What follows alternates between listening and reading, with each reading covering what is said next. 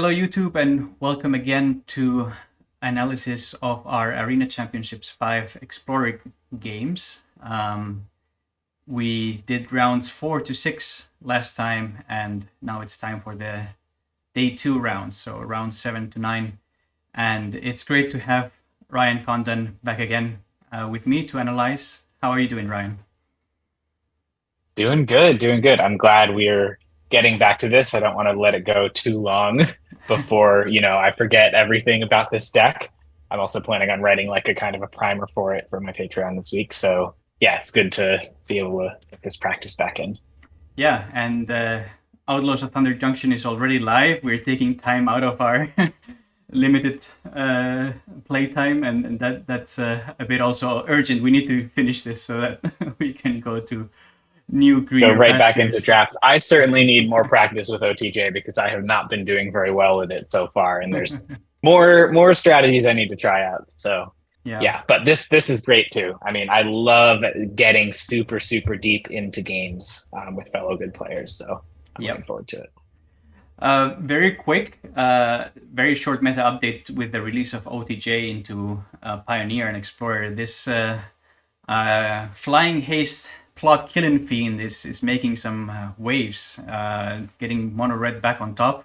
That's a pretty bad matchup for Quint combo, I would say, because they would probably kill you faster than you can kill them. Yeah, haven't tested it at all, but Consecrate Consume does not do quite as much against that card. So our sideboard plan might need some adjusting. Yeah, but we get Spinewood's Armadillo, which is an upgrade over the Herd Migration, so that's a nice one.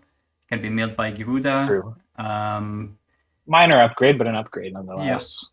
and well, Mono Red usually does well in a new meta, and then like decks adjust to it, and then they kind of hit it out. It's kind of easy to adjust to that deck, but just saying that I haven't played a lot of Explorer slash Pioneer, but I can see Quint not being the right meta call if aggro is what is the hotness right now. Yeah, very true that this was a specific deck choice for a specific tournament that is now almost 3 weeks old. So we will be going through the games for this, but the meta has shifted, and yeah, Magic is hard and it continues developing Mm-hmm. as time goes on. Cool. Getting right into the games, and round 7 was versus Mantis Rhino, also known as Marvin Chung, who even tweeted us that he was a bit sad that he had given me 2 wins in the tournament. A super nice person.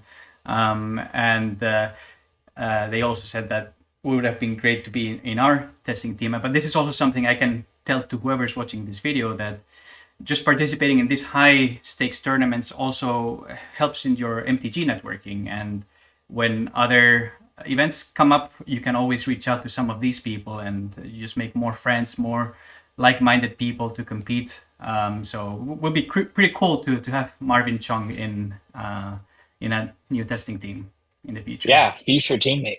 And I will say, like, GlosuU and I did not know each other at all before this tournament. Like, I basically knew no one coming into this. So it's a perfect way to, yeah, everyone just qualify for the Arena Championship and then you'll make some friends. Yep. All right, getting into opponent's deck. Red Black Vampires, so not a huge surprise since it was like half of the field in this small 32 people tournament. But let's see what kind of version Mantis Rhino has over here. So no Archfiend of the Dross, but two 4-mana threats in Sheoldred and Kalitas. I have no idea how good Kalitas is compared to Sheoldred or Archfiend, but I mean it's a threat, right? Yeah, it seems probably worse against us for sure, just because it's from what I know, a card that is used mostly against like aggro decks and maybe graveyard combo aggro decks a little bit. So I would assume it's there for Amalia here, probably. Um, but yeah, it's still a threat, still a creature that can attack and you know Mhm. get in there. This seems like a slightly interesting list. There's two Smuggler's Copter. Don't they usually run four? Um, what I'm I most interested in hmm, is the sideboard. yeah, the sideboard is sorted by mana value over here. one cage. Looks like there aren't a ton of options for them to bring in against us, like probably fewer than normal. Mm-hmm. A second Bitter Triumph is relevant. Very relevant. Yep, that's definitely coming in. The Liliana is definitely coming in. Blot out, both duresses. So that's 1, 2, 3, 4, 5, and then probably the Grafdigger's Cage just for our Garudas. So yeah, like there's enough to bring in to take out all the fatal pushes and maybe like the Dusk Legion Zealots and maybe even the Kalitas or the Preachers. But I think most of the lists in the tournament had more for us in the board. So I'm pretty happy if I'm sitting down against this blacklist. And Go for the Throat does not answer Quint. Pretty bad card against Quint. Right. So that is also very relevant. That it's not like a second or a third Bitter Triumph. But yeah, it's good that there's no Archfiend of the Dross. That card is usually much worse, much better against the Quint combo. So that is good news. But yeah, I think many other lists did not run even any Smuggler's Copters, right? Oh yeah, that might have been it. Actually, it's interesting. So I know that it's been in some lists, but I think the official stock list has like 4 Dusk Legion Zealots, 4 Harvesters, and 0 Copters. And I think all the vampires synergize well with the Cavern of Souls as well as with Sorin. So maybe that's why Copter is usually left on the side. But it's definitely a very valid card in the deck. Yeah. I'm trying to remember, did the LSV, like the PT list run Copters, or am I totally misremembering that? I don't remember. I think they were just on 4 Dusk Legion Zealots. Yeah, I think that's right. So no Copter, which is funny because when Copter was first like going to be released on Arena, we all thought, oh, that's a very relevant update to the format, bringing it closer to Pioneer. But kind of turns out it hasn't been a huge player, just because Copter is sort of leaving Pioneer in relevance more. But yeah, interesting. Yeah, it got banned in Pioneer a long time ago, and now that it's been unbanned, it's clear that the power creep has caught up. It's still a good card, and it still sees its time, but it's not like oppressing the format or anything of the sort. So, yep. Let's get into games. The first game, we're on the draw. Okay. We had to switch to Ryan's computer since 17 Lands is having a bit of lag serving the images in Europe, but looks like the US is delivering them promptly, so we didn't want to put the viewers on torture. Privileged Americans. But yeah, this opening hand, how does this look like? Yeah, this looks good to me. It obviously doesn't have perfect mana, but it's got pretty good mana. You're missing blue for Spark Double and a potential Clever Impersonator, and obviously you're going to need a blue or a black for Garuda, but it's got one of each threat. So basically, like, you will not have a problem at all with having your combo pieces this game. And you've got 3 lands, which is like the minimum you need to be able to operate.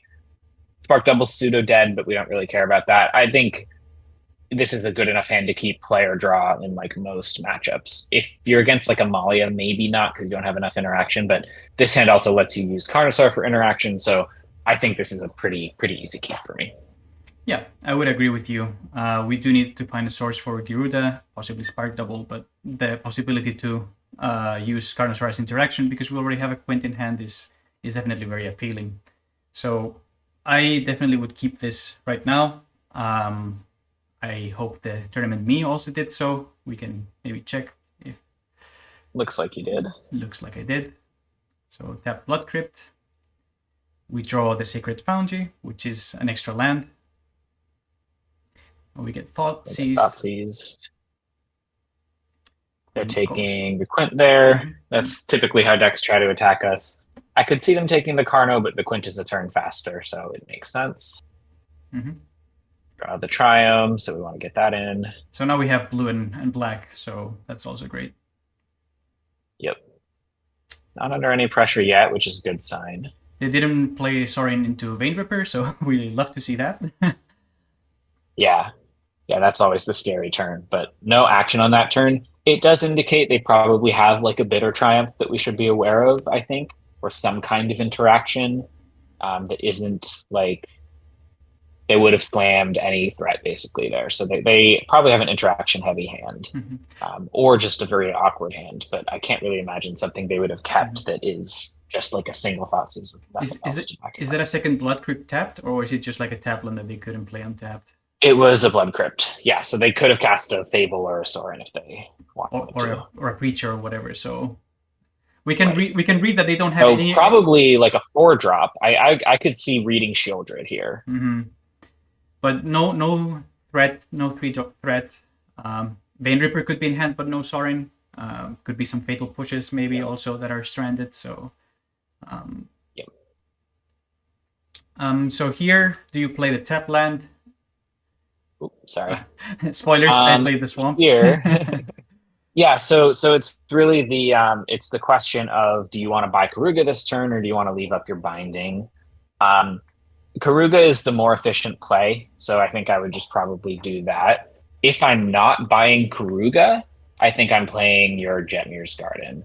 I could also see cycling it, but we have enough threats, and I kind of just want to make sure we'll have the sixth land untapped to play them. So here, I think I'm buying Karuga, and then my secondary play that could also be decently right is just tap land, pass, plan on binding whatever 4-drop threat they have. Mhm. How about you? What are your thoughts? um, yeah, as stated last time, I think I'm a bit more prone to cycling lands than you are, and I like to have Carno binding and cycling land up. That's my instinct at this point, but Most I, number of options, yeah. yeah, but buying Kruga makes a lot of sense. Puts another 5-drop in hand, which will draw a card if we binding something the next turn. So I don't know.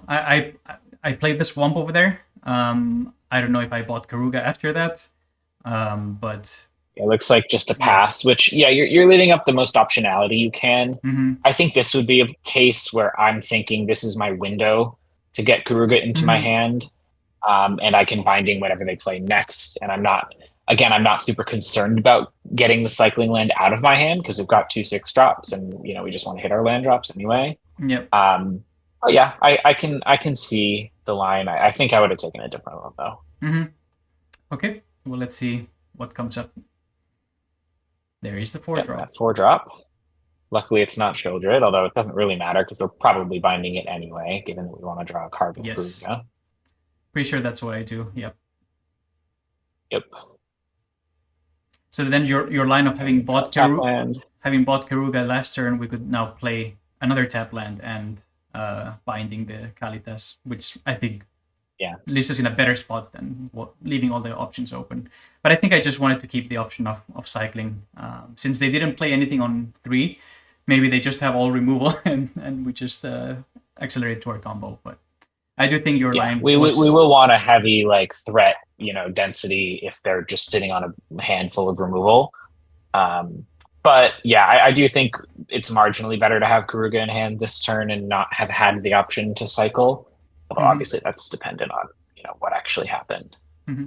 But yeah, here is pretty easy. I think you just play a tap land and buy Karuga. I guess I would probably buy Karuga. I think I buy Karuga now. Yes, I do. Mm-hmm. Yeah, you do. Pass back. We're at their mercy. See what they do. Just a Mutavault attack. Not very scary. A land. Interesting. So I assume, Martin here was debating whether to Thoughtseize, given that he had taken Quint, so he knew you probably just had the 6-drops, but there was a chance you had one unknown card, so you could have drawn a Quint there. Mm-hmm. And whether to take that away is an important call. Yeah. I don't know what's in his hand, but this seems correct to me. I think you're going to want to Thoughtseize at some point, and get rid of probably the Carno, just because that's the deterministic version of the combo, where Garuda is not quite as deterministic, and just hope that you're whiffing on the Garuda. And if you don't have a Bitter Triumph in hand, then you definitely need to try to interact somehow. Yes, for sure. So yeah, take Carno, which makes sense. And no pressure. So we draw the Cavern, and my instinct here is probably I probably put Cavern on Illusion just so I can cast an Impersonator if I need to. We've got double red, we've got double blue, we've got Garuda mana.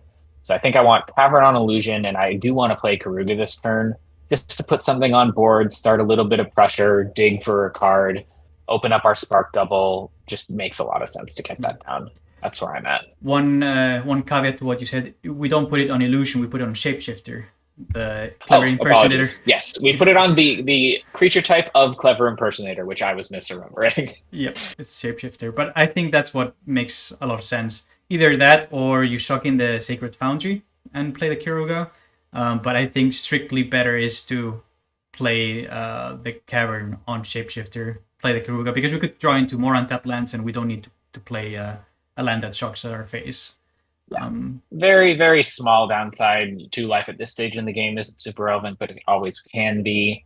And yeah, given that it's hard to recognize, but we are in the state where there's only one correct option to name on Cavern, so holding it doesn't actually increase our optionality very much, and we're not playing against a counterspell deck, so that aspect doesn't matter. Mm-hmm. I think it is correct to play the Cavern, but not super wrong. Like your strong default is just to save your Caverns, which I think is smart while playing this deck. Okay, and draw. So we play Karuga, we draw Carno, which is great. That's exactly what we want to see. Just more threats in case they top deck another Thoughtseize. Mm-hmm. We are rolling this game so far. I'm feeling good. And despite shocking myself without a need, I'm still at 16. So that's exactly where you want to be. Yep, totally. Harvester is not scary. Get out a Harvester. Yeah, not very scary, and pass back. So yeah, the question is basically, do we slam here? And probably yes is my answer. And then the follow-up is just which do we slam? Carno is guaranteed to get us a clone. The opponent does not have double removal up, so even if we get into, we cycle into or discover into a clone and not a Quint, and they remove our Carno, we are still going to be able to copy Karuga. If it's a Clever Impersonator, that's a little worse because it just means we draw 2 cards and we don't continue developing our board, or we could get the Leyline Binding, I guess, if we really wanted to. But we're more likely still to hit a Spark Double over an Impersonator. It's 3 out of 5 that we'd hit a Spark Double, and then we also have 4 Quint in our deck that we're just going to win if we hit. So I'm pretty sure that it's a Carno slam here. Well, yeah, what are your thoughts? Pretty much everything you said. I do think Carno is the better threat over here. We have a Karuga that we can copy as a clone if they have the interaction. And otherwise, if we hit Quint, we probably just auto win from there. So, and noting Cavern on Shapeshifter. Yes. All right. Oh, and I played Demon. So even here, I haven't made the optimal choices, right? But it should have been Shapeshifter. Yeah, there's some very, very minor, but definitely technically relevant choices that we're missing on. And we hit the Impersonator. Mm-hmm. So now we're like, okay, this is the worst option if they have removal, which they do, and they've had a hand that indicates they've played as if they had a hand that has removal in it, so that makes sense. Mm-hmm. And what are we cloning with the Impersonator? Honestly, it could be the Binding, since we have the Spark Double in hand, and we could copy the Karuga next turn. They only have a Go for the Throat in the main that could answer the Karuga at instant speed at this point. They've already used the Bitter Triumph. So maybe copying Leyline Binding, taking out the 3-2. Because if they have a second Harvester, then they could sack the Harvester to kill Karuga. That is something also to take into account. It's not the worst to copy Karuga and draw 2 cards either. But I think I like copying the Binding here at this point a bit better. Yeah, I think I might actually like copying the Karuga better if they're going to be killing Karuga with a second Harvester. Although, no, I guess if you take away their first Harvester, then they can't do that. So that would be the reason to copy the Binding. Yeah, drawing 2 cards is good. It can definitely dig you towards more threats, and that's pretty important. And right, I am a little worried about going down to a single Karuga because if they get rid of it, then our Spark Double is really dead. And so I'd kind of like to be drawing cards. But I think you're right that they don't have enough removal in their deck. They have one specific card, Go for the Throat. And if they're using that on Karuga, then we can Garuda and mill into a clone and be off to the races. So I think you're right. I think it actually is binding. I don't think I would have done binding. I probably would have done Garuga and been wrong. Yeah, copying binding. I like copy it. binding.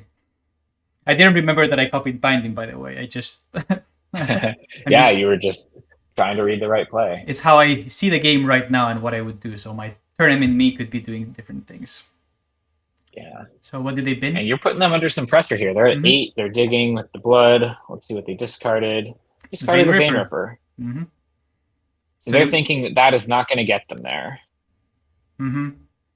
Which makes me think they probably don't have a land, would be my guess. And they're trying to find like 2 spells they can play next turn. Yeah.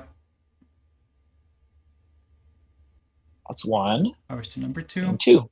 Okay. So they're fighting, but this Garuda is going to be a problem for them, assuming we don't completely whiff. So relevant that we would have lost our Karuga because they had a second harvester. And they could then sack the harvester as we predicted. So I would say relevant, although in the category of decisions where you're kind of making that decision with full knowledge of their deck, and it's not really based on reading their behavior in the game, at least for me as much. And so I think what they actually had does not feel super relevant to me in terms of deciding what was the right play. But they did have it, so it is, worth noting. And we are very favored in this game because we have a Garuda also to continue. So, I mean, worst comes to worst.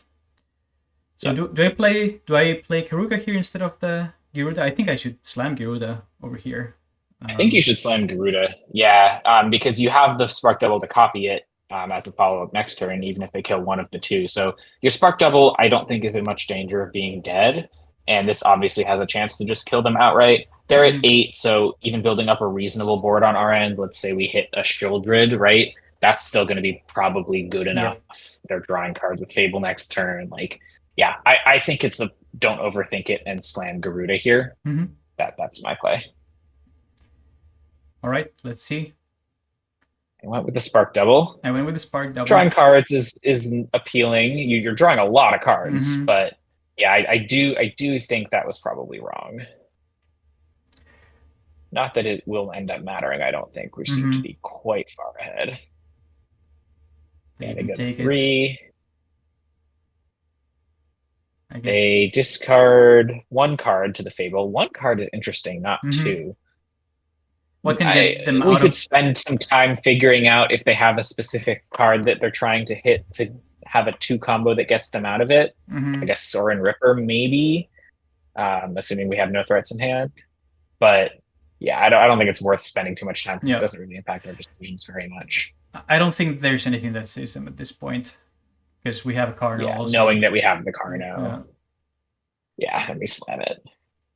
Hit the Quint and off to the races. There you go. Nice, easy game. It was nice that we're not under pressure, so we could just continue to do things, even though we got Thoughtseize twice, and even though they had the Bitter Triumph in hand, just got there. And my play was not optimal with the Cavern or buying Kiruga. I could have done it 1 turn earlier. I should have slammed the Garuda over there, but sometimes you get those easy games against Vamps too, which is nice to see. Right, totally. Second game, again on the draw. On the draw, this hand. So, got a clone, pseudo dead, although less dead against Vamps if they go their Sorin Ripper start. 2 lands, a Ramper, and threats. For me on the draw, this is a pretty comfortable keep in terms of knowing that it's the right decision. And then as soon as I make what I know is the right decision, I am starting to sweat about drawing lands. That's my stance here. Yeah, we really only need 1 land, and we are kind of happy. Hopefully an untapped one so that we can ramp on 3. Assuming they don't Thoughtseize our Beanstalk, but the Vamps players we played against in the tournament seemed pretty prone to taking Quints and Carnos at the first opportunity. So I doubt that they would take our Beanstalk, although I think it could be correct against a hand like this. I think it would be, yeah. Yeah. But I'm good keeping it, and we'll have to get there, but you have to get there with almost every hand. That's kind of the point of the deck. We play almost half lands in our deck, right? So right, that's why you play 28. Yeah. So I do think it's a keep. All right, yeah, looks like you kept in the tournament. No Thoughtseize on turn 1, which is a good player thing. I think most of the time with Vamps, it's not going to be correct to Thoughtseize your Quint opponent on turn 1. You want to give them the time to draw the Quints and then take it away on the key turn. So yeah, we draw, looks like a Carno. That's not a land, but we still have a couple more cracks at it and just pass back. Here's the Thoughtseize. All right, that makes sense. It seems like they probably have figured out they need to fit it into their curve somehow. So I would guess this means that they have a 3-drop to play next turn. That's probably what I'm assuming based on a turn 2 Thoughtseize. Yep, I agree. And they take Beanstalk, which, yeah, smart play. Good play. Very smart play. Yep. And so now we are even more needing to draw lands. We'll be able to use Carnos as disruption if we draw another one. But yeah, we really need to hit that 4th to be able to get up to 6 to our Garuda. Yes. Hey, there's good. A land. All right, we hit 1. The tap land, which means we'll be a little slower, but that's okay. I would much rather see that than anything else. Beggars can be choosers, right? We do get land. Right. Yep, there's the 3-drop. So they kept in Preacher, which I'm noting because that's one of the cards that I could see them taking out, although their sideboard was not super well set up against us. They only had basically like 5 to 7, 6. Yeah, they had 6 cards, maybe 7, that are like at all relevant to bring in against us. So they're cutting the 4 Fatal Pushes, which means they only are cutting like 3 additional cards. I could see Kalitas coming out. I could see Dusk Legion Zealots coming out. And so that's only if you're bringing in like Aquazot's and Grafdigger's Cage as well. These 5, I'm pretty sure, are coming in. Yep. We're doing the sideboard discussion now, but it's relevant based on like the fact that they kept in Preacher. Should we expect a Grafdigger's Cage? Should we expect an Aquazot's? Puts my credence on expecting either of those cards. Just a small tick down seeing Preacher here. Yep. Yes, I agree. Preacher is not like the best threat against our deck. It's a bit too slow, but like you said, looks like there's not a lot of sideboard options that would be better suited against us. I don't think Aquazot's is good against our deck. I mean, it's super slow. So all things considered, maybe Preacher is one of the few threats that they can actually use. But yeah, we can continue. Yeah, so we see the Preacher under a little bit of pressure now, but not a ton. Don't draw a land, just have to play our tap land and still have nothing to do. This is one of the spots this deck can find itself in, which is awkward, but you have to accept these draws sometimes. So we are just at the mercy of our opponent. They take the other ramper, and we are just stuck needing to draw land. We just want as many lands as possible here. Noteworthy is that if we draw an untapped land, we can play the Impersonator on the Preacher. Yeah. So that's important. Which could block, draw us cards, try to get there. Although I don't think it will be drawing cards very much because we are falling behind on life total. Play land. All right, Beanstalk counts. We'll take it. Yep, not a land technically that we wanted, but hey, it is something. We are getting hit back. Life total for sure under pressure now. That's also a nice little thing that Preacher, if the life totals are tied, then it makes the token and draws a card. So yeah, and really good players can manage that with like pain lands and stuff. Yep. That's a level of Magic that I haven't quite reached in terms of a mid-range deck, but we'll get there eventually. Yeah, so now the Blood Tithe, did they tank here? Were they thinking about leaving up interaction?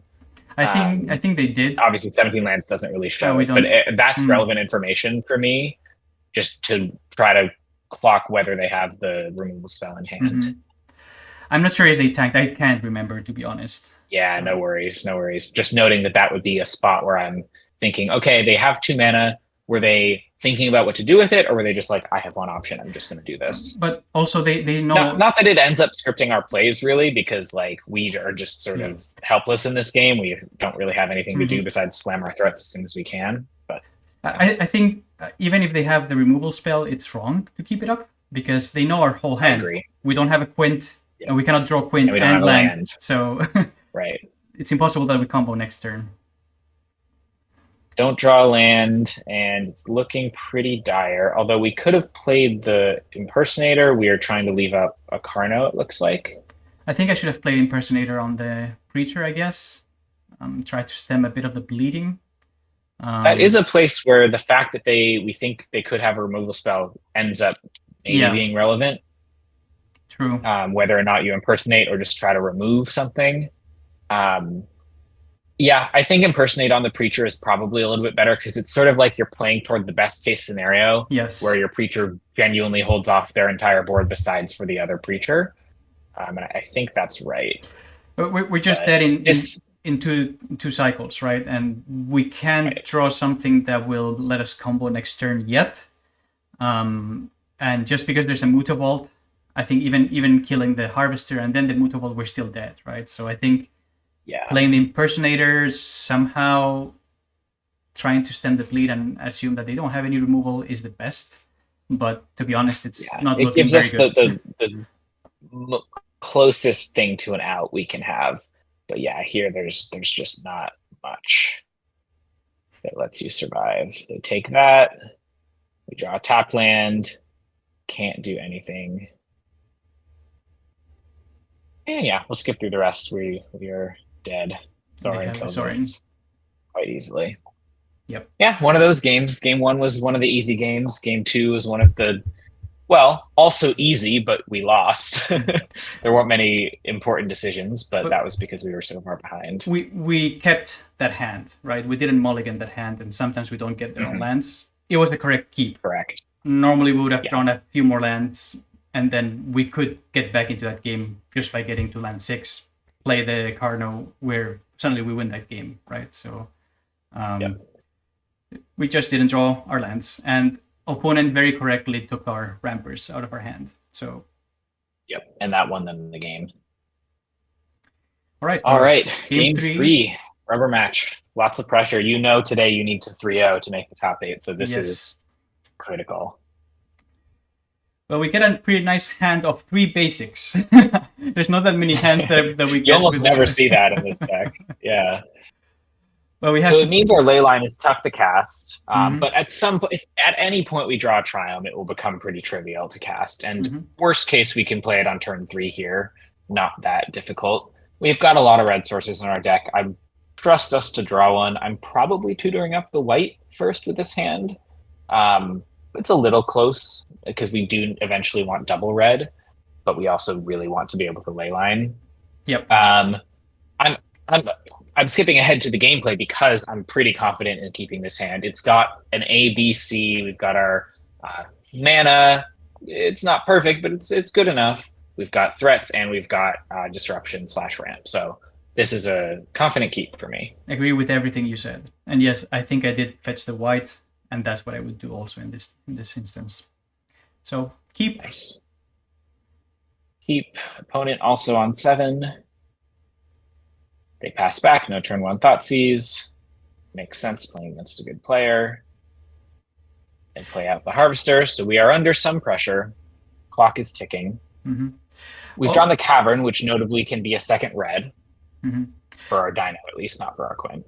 I think it's funny how sometimes we've been like this tournament, like just untap land. And now that we want like the tap lands that are many different basics, we get all the untapped, right? But it just happens sometimes. Yeah. So you get the planes, which I like. And we draw a red source, which is great. And so this is an interesting spot, right? Are you trying to get your red source down, or are you trying to keep the pressure off of yourself with binding? What are your thoughts? Interesting spot for sure. Very interesting, yeah. I'm right now. We're never cycling this land, I'll tell you that much, GlosuU. I think right now I like putting the Ketcha Triumph, and then possibly next turn keep both Leyline Binding and Carnosaur up. And then if we get to turn 5, we just Quint and win. So I like playing the Ketcher right now. I think it gives us more options. But I could also see putting the planes and removing that threat immediately. Yeah, it costs us 3 life. And in theory, we still have the option of buying Karuga and playing the tap land next turn. But you're right that playing the tap land now would also allow us to binding plus buy Karuga next turn, and it would let us binding plus leave up Carno. Yes. And both of those are relevant options. I think it's worth taking 3 damage to both get our tap land in, especially if we're drawing more tap lands. That's going to unlock our ability to get them out faster, just because we already have one of them down, and give us the optionality of leaving up 2 interaction spells or single interaction spell plus Karuga next turn. Binding could maybe not be used on the Harvester. It doesn't put us under that much pressure. So if they play a Fable, maybe we want to binding that or something else. Some turns go by and we are binding like a Sheldred or whatever. So yeah, I agree with you. I think I like getting the tap land out. It's very, very close, interesting call. But I think you just basically want to make sure you don't have a clunky draw with lands as much as you can with this hand. Yep. So does Tournament Me do that? No, Tournament Me. No. Binding's that immediately. I think that's a totally defensible play. Because next turn, you're either going to... I guess you're kind of locked into buying Karuga next turn, which is fine, but you won't be able to leave up Carno. I think I took this line maybe because I liked having the option to Karuga on 5, because Leyline Binding, then play the tap land, buy Karuga, and then I draw a card on 5. If they thought sees the Quint away, I think that's maybe why I did that. Yeah, it makes sense. It's mostly equivalent in terms of how the game will play out. Yeah. Anyway, so here, just seeing a Dust Legion Zealot as a continuation is just ecstatic for us, right? It's super good. And no Thoughtseize, right? That's a great turn for us by our opponent because they're not putting us under pressure and they're not interacting with us yet, and they're missing a land drop. So I don't really know what they're keeping up instead of blooding something away and trying to hit their land drop. I could see that being wrong, but I don't really know what's in their hand. I would assume their hand is pretty good besides not having lands. I'm guessing they have at least 1 removal spell, if not more. But yeah, we are pretty happy seeing that in general. And we have basically a scripted play this turn of just playing Karuga. Yep. So we do that. Now they're blooding, so they're not trying to hit a land drop, but they are trying to dig. What did they bin, by the way? Oh yeah, let's see what they binned.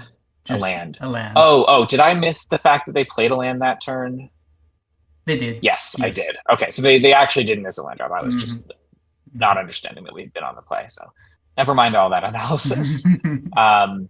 But yeah, so they discard a land end of turn. So actually it looks like they might have a land heavy hand by a bit. They get their duress off, which takes our Quint, means we can't win outright next turn. And all they can do is just pressure us a little bit with Immunivault. We are back to 20 life. I am not super scared of the pressure right now. I'm feeling pretty good. And I thought that Quint just wins the game, right? So yeah, it's looking good. Got a Garuda, good for threat redundancy. A second Thoughtseize won't do much. And we have a scripted play again this turn. We are dinoing for our second red on Cavern, and we're playing out Karuga Dino. Drawing a Tanuki, which, is a relevant enough threat where if somehow the opponent is double disrupting us, getting the threats out of our hand this turn, then we can slam a 6/5 trample. We've already got a 5/4 on the battlefield. Maybe we can win a fair game. I like that draw. Yep. And I want to point out that most of the games on camera, you were able to play these dumb threats like Tanuki and the Beanstalk Giant, and still win games that way. It's like showcasing the full range of the deck. Plan A. I think one of the announcers called it Plan C.5 or something. Yeah. It was like Plan A is Quintorious, Plan B is Carnosaur, Plan C is Garuda, and then like Plan C plus Plan D we still win with dumb threats, and it happens sometimes. It happens sometimes with this deck. It's honestly, it can play as a ramp deck, not just a combo deck. You're ramping to limited threats, but hey, it's all good. Sometimes those win, especially if your opponent has used a bunch of resources to interact with you. So they're passing back to us here, which means they definitely have a lot of interaction. They have a full grip or almost a full grip, 5 cards, and are just passing the turn. So they don't have any threats to deploy. Maybe they have a lot of lands. They did blood away one, but I'm thinking like, okay, I'm gonna have to fight through stuff here. Luckily, our hand has plenty to fight through. So the decision here after we draw a clone. So not ideal, but it's a card that's relevant in a grindy game if they can totally disrupt our combo. The question is, are we slamming Carno or Garuda?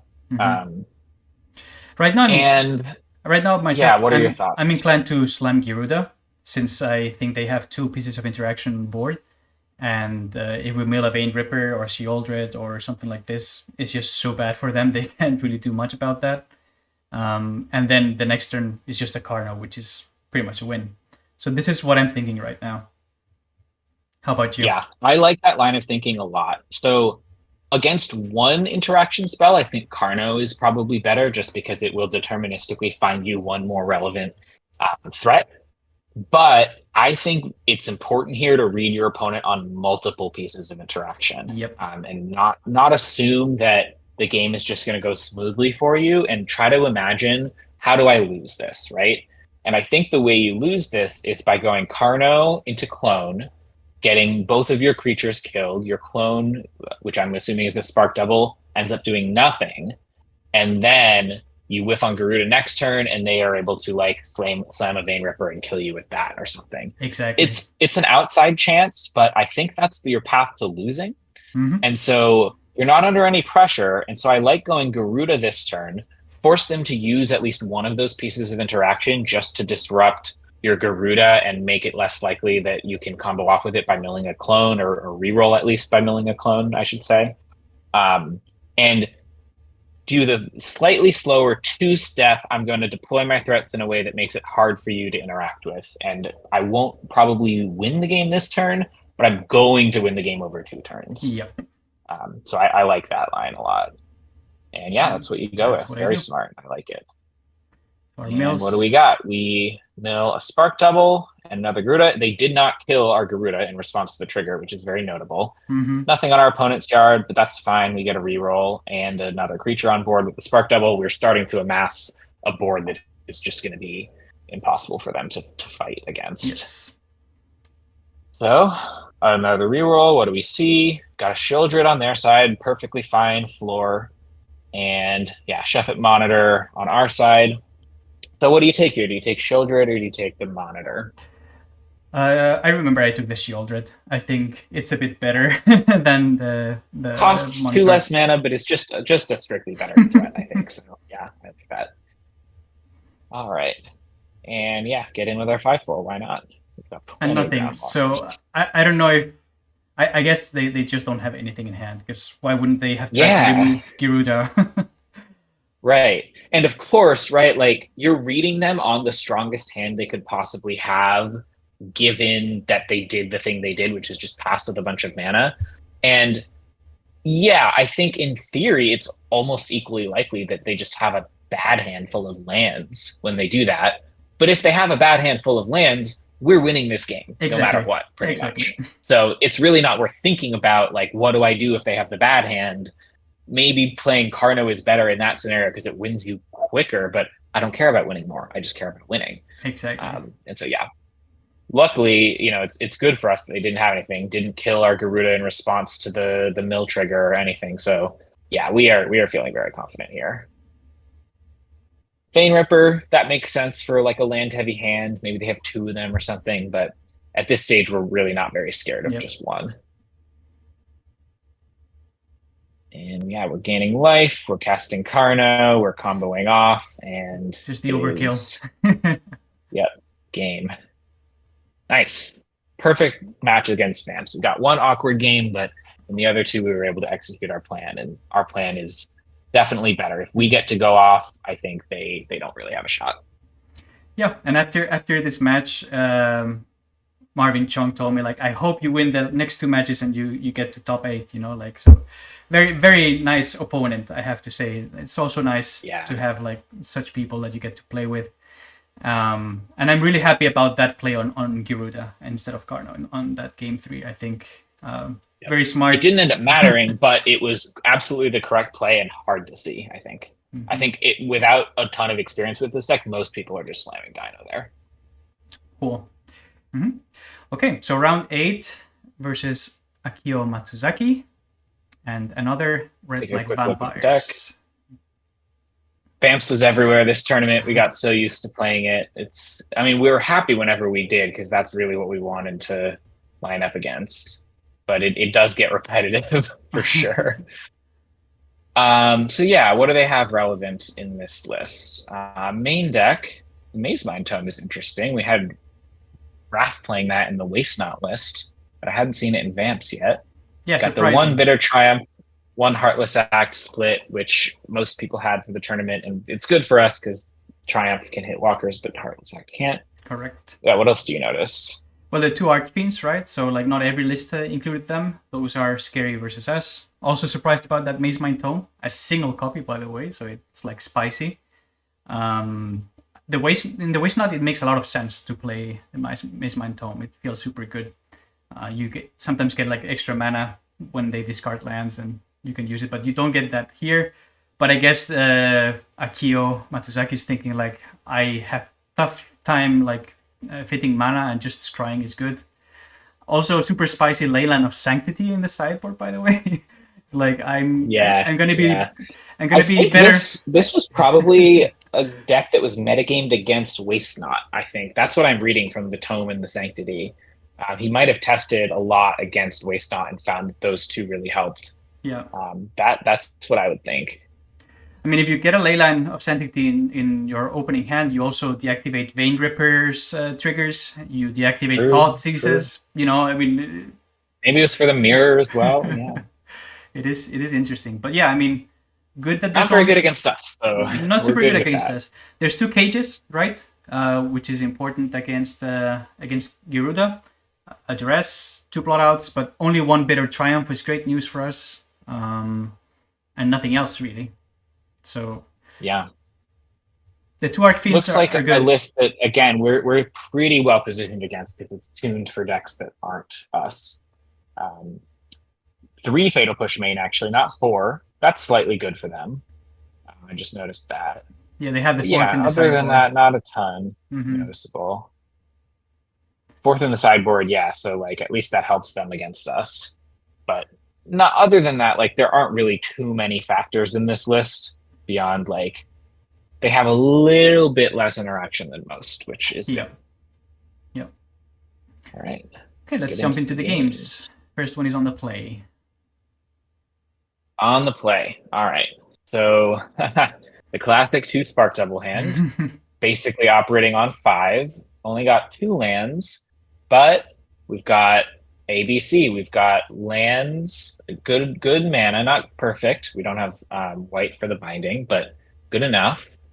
And we've got threats, and we've got a ramper. So I think this hand definitely not perfect. If they thought these away our Tanuki, we might be in some amount of trouble. It's got 2 Spark Doubles who were kind of dead, but like I am keeping this on 5 certainly every time, and I could see better 6s, but I don't think they're super common. I'm pretty inclined to keep this.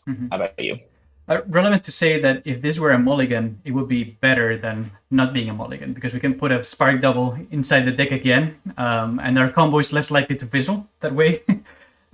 So if I were keeping this, I would like to be on a Multi 5 or a Multi 6 instead of all I think I would vote for a Multi 6 probably, because having a Spark Double in hand can be relevant later, for Karuga or whatever. But yeah, no, you're right. Like I think the 6 card version of this hand is strictly better than the 7, I would say. I don't remember if I kept or mulled this. Seeing this and knowing that I'm on the play, I'm really tempted to mull because play does make it harder. There's 2 lands. To be on the draw. Yeah, it's 2 lands on the play. On the draw, I'm keeping this for sure, but 2 lands on the play. And 2 Spark Doubles in hand, which is already making this like looking a bit sketchy. I think it's a 50-50 mull or keep, honestly. Yeah, yeah. It's not a great hand for sure. You have a significant risk of losing because you don't draw enough lands. I think I would keep, but I could see it. I could see mulling and not being super sad about that. So let's see what you did. I mulled. Yeah, ship it back. All right, I can see that. And actually, I do like this next hand better. I Has do. no threats at all, but we can trust ourselves to draw them, and we've got perfect mana. So Yep. It's kind of wild to think like, oh, we had like threats in the previous hand. Here we don't have anything. We just have lands. But we like to see lands with this deck. Right, right. Our top decks are good. Yeah. I think a lot of people starting off on this deck would be like, wait, what do you mean this hand is way better? But like it is. You've got Herd Migration. If you really want to get to 7 mana and slam that, it can be decent in the Vamps matchup. You've got a Ramper. You can always buy Karuga, and like you will draw threats. Even if you draw a Leyline Binding, right? That lets Karuga draw an additional card. If you draw a Clone, that's still action because you can get your island with the Herd Migration and copy their Vein Ripper. Like, yeah, our deck is going to be functional with this hand, and our functional deck is going to beat Vamps most of the time. So I'm pretty happy with this. Are we sending back the Overgrown Tomb, the Swamp? I think it's probably the Swamp. I'm definitely sending back a basic because that way we never run out of basics. I wouldn't. We have 2 searchers already. I wouldn't send back the basic if it were our only basic in the hand, because then the shock from the shock lands is relevant. But considering we have 2 basics and we can probably play some of the shocks tapped, I'm sending back one of the basics and probably the swamp, since we already have. That's exactly what I did. Send back the swamp. Makes sense. And yeah, on the play, there's like maybe, Sacred Foundry plus Triumph. Maybe you're playing Foundry first so that if you draw a Binding, you can do that. But you also have a 2-drop to play with the Herd Migration, and you want to be able to do that on turn 2. So maybe playing Triumph is totally fine. We get Thoughtseize right away. All right. So yeah, they take Tanuki, which makes sense because it makes us a little bit faster. Migration is very slow. And we draw another one, Thoughtseize Bug. Alive and well in 2024. So we're happy about that, obviously. Shock in so that we're planning on cycling the Herd. I think this is a play that not a lot of people make with this deck. I'm almost never planning on casting Herd Migration unless I top deck it late. Even in a matchup where it being resolved is really good and we have a land heavy, ramp heavy hand, I think you're totally right here to just be intending on getting it out of our hand, getting your second blue source so that you can draw Impersonator, not thinking too hard about it. Basically, kind of the same approach I take with the cycling lands. Like, they are lands unless it's a really obvious scenario where we don't want them to be lands. I take the same approach with Herd Migration.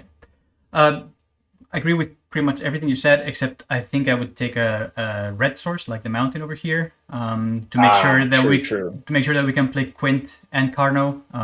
Quint and Carno. Although we also have the Ramper, so it's not like a super big deal. We're gonna get the sources anyway, a blue and a red. But Ramper could easily get Thoughtseize this next turn or in a future turn. So yeah, no, I actually think you're totally right there. I'm too locked in on Impersonator probably in the Vamps matchup. You do have more red and white sources than blue sources, I believe, at this stage. But yeah, I think I like getting the second red just because it's so important for our actual threats. But completely agree that Herd Migration in opening hand, it should be considered a land pretty much always. You don't want it to now draw only threats and you didn't cycle the migration on 2 and then that comes back and bites you in the back for holding it. It also gains you 3 life, which is important in this matchup. So just cycle it 95+% of the time. And the 2 mana is much harder to use on a later turn because you're usually spending all of your mana if you have 5 or 6 in play, just because all your spells cost that much. Yep. So yeah, you want to get it out of your hand early for sure. So yeah, under pressure with the Harvester. We cycle for a mountain. I like that a lot. Spark Devil, kind of a dead draw, but not much we can do about it. And yeah, the only decision here is, do we buy Karuga or do we cycle Tanuki? And I like cycling Tanuki for the island a lot because it sets us up with all of the colors we need and gets it out of our hands so that it can't be thought seized. Yep. We can always buy Karuga later. And we can always top deck a Quint, next turn and exactly. Yeah. So like I like to put myself into positions where like top decks can win me the game with this deck. So totally. All right. What do we got on their end? Cavern on Vamp, pressure us a little bit, and do we have the Sword into Ripper? We don't. We've got Sword into Preacher, which is much less scary. Do you like this play, or would you just play the Preacher by itself? For them, I like the play. I think you want to get Sorin down. It doesn't really matter how much loyalty Sorin is at on their end. Obviously, if they draw Vein Ripper next turn, they'd like to be able to get that down, but Sorin actually pressures us quite a bit. It starts putting counters on these guys. I think we're on like a 2 or 3 turn clock with Thorin just because he can burn us out so easily. So I like the play. It's just the most mana efficient thing that our opponent can do. I think I want to agree with you. I'm just pointing this out because it might seem awkward for some people. Like, why would you do that? Yeah. But like actually getting Sorin out in play for free, because otherwise you would need to spend 3 mana next turn to play it, makes a huge difference, because you can then put the counters. Yes, if you top deck a Vein Ripper next turn, then it's worse to have played the Sorin now, but I like it. Yep. So we get our island and just draw a Foundry. So yeah, we are in the game state of not having any threats, and we are basically assuming we will need to top deck 1 to win this game. And what do we do given that? We'll just try to set ourselves up to top deck as best as possible. So we could fake leaving up interaction here, or we could buy Karuga. Where are you at? Well, if I fake having interaction, I need to put stops in the opponent. Important consideration. Do we actually want to do that? Which, by the way, I observed that when you were playing against Jesse Hampton, he was playing in full control the whole match, right? So no need to put stops if you do that. And I actually was unaware that you can play full control in these kind of tournaments. But faking interaction is a viable thing. Just pointing out that you have to put a lot of stops, and it can also get a bit obvious. And it only lasts for 1 turn, because if you don't do anything 1 turn, like just a skilled opponent is going to know, like, okay, well, they just put stops. I actually, on my feature match against Simona Skirve, I bluffed a Leyline Binding for multiple turns by holding control, and I was totally like inventing it as I went. I had not tried to do that really much in our testing at all. And I was just like, I'm just going to hold this for everything just to like not give away any information. And it actually worked. It bought me a couple turns. So I was pretty proud of myself for doing that. That was a great game 3 that happened to be on coverage if anyone wants to go watch. But anyway, yeah, it's really hard to do. And even like, you got to consider in something like this scenario, right? Are you gaining anything by leaving up interaction? Does it change the plays your opponent might make in a way that puts less pressure on you? I don't really think so. They don't have any incentive to not attack you. They don't really have any incentive to like leave up interaction, because if you're slamming your threat, it's going to be main phase on your turn, and it will be very obvious how they want to interact to try to disrupt your combo. So I like buying Karuga here, basically just saying, hey, try to kill me as fast as you can, because you're going to do that anyway. Yep. Going back to the fake interaction, I do remember that I held priority in the early turns, faking having a Leyline Binding in hand, with like a Jedmir Garden. And then for what it's worth, you can still do that here, even when you buy Karuga. Exactly. I was gonna point that out, but I did on early turns. I would like play Jedmir's Garden, the next turn play a Zagoth and like hold that priority. So like telling people I have a Leyline Binding in hand, and then the next turns it's usually easy because 3 mana plays you already can hold up and stuff. So it is worth confusing the opponent a bit like that. And what I was gonna say here is like you can actually do both. You can bite Karuga and you can fake having a Leyline Binding in hand. So I think that's the correct, all things considered, play. So I think that's what I did. Ooh, unless 17 lands is showing you're tapping wrong. No, I did not leave up the binding. Auto tapper got me.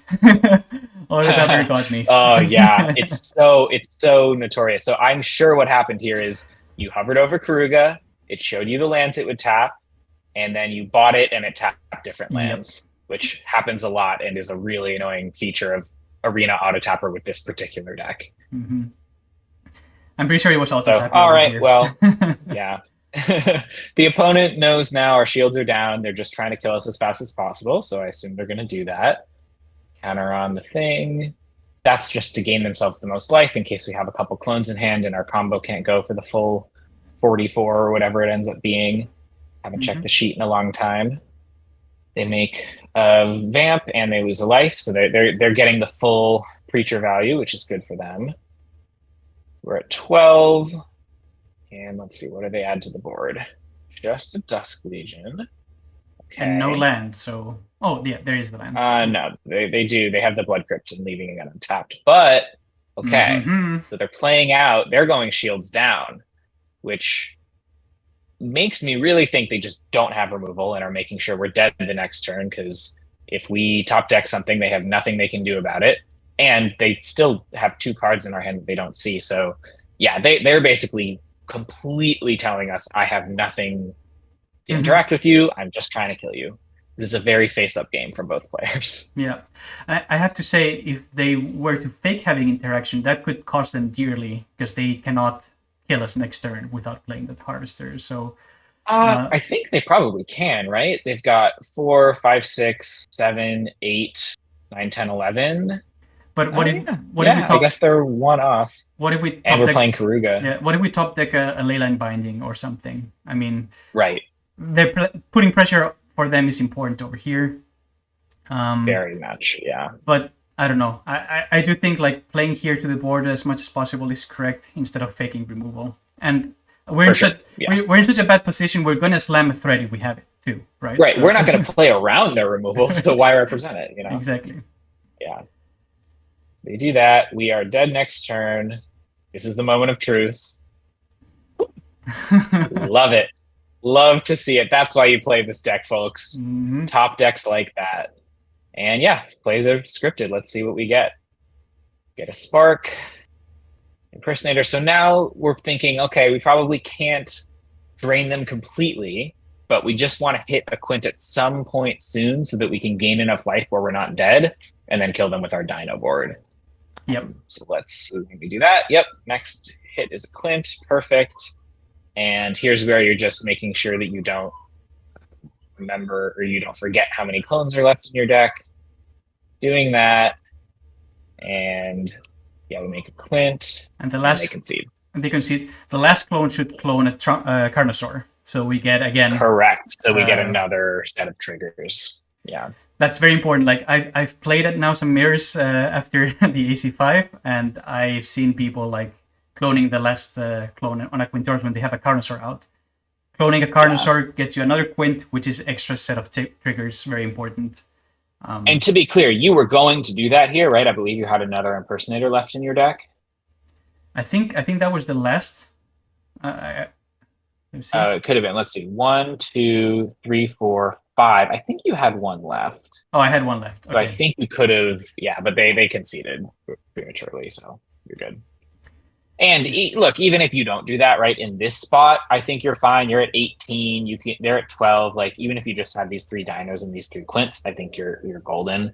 But it is correct just to make an extra dino at the end. Mm-hmm.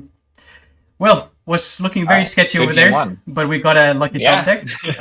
Got bailed out. Previous matches, we needed one untapped land, or we needed something, another kind of top deck, and finally in this match, we got the lucky top deck over here in game 1. So, love to see it, and love We take those. Love to see, like a bit of compensation when with the die roll too. Yeah, it all balances out. All right. Next game, game 2. What are we thinking about this hand?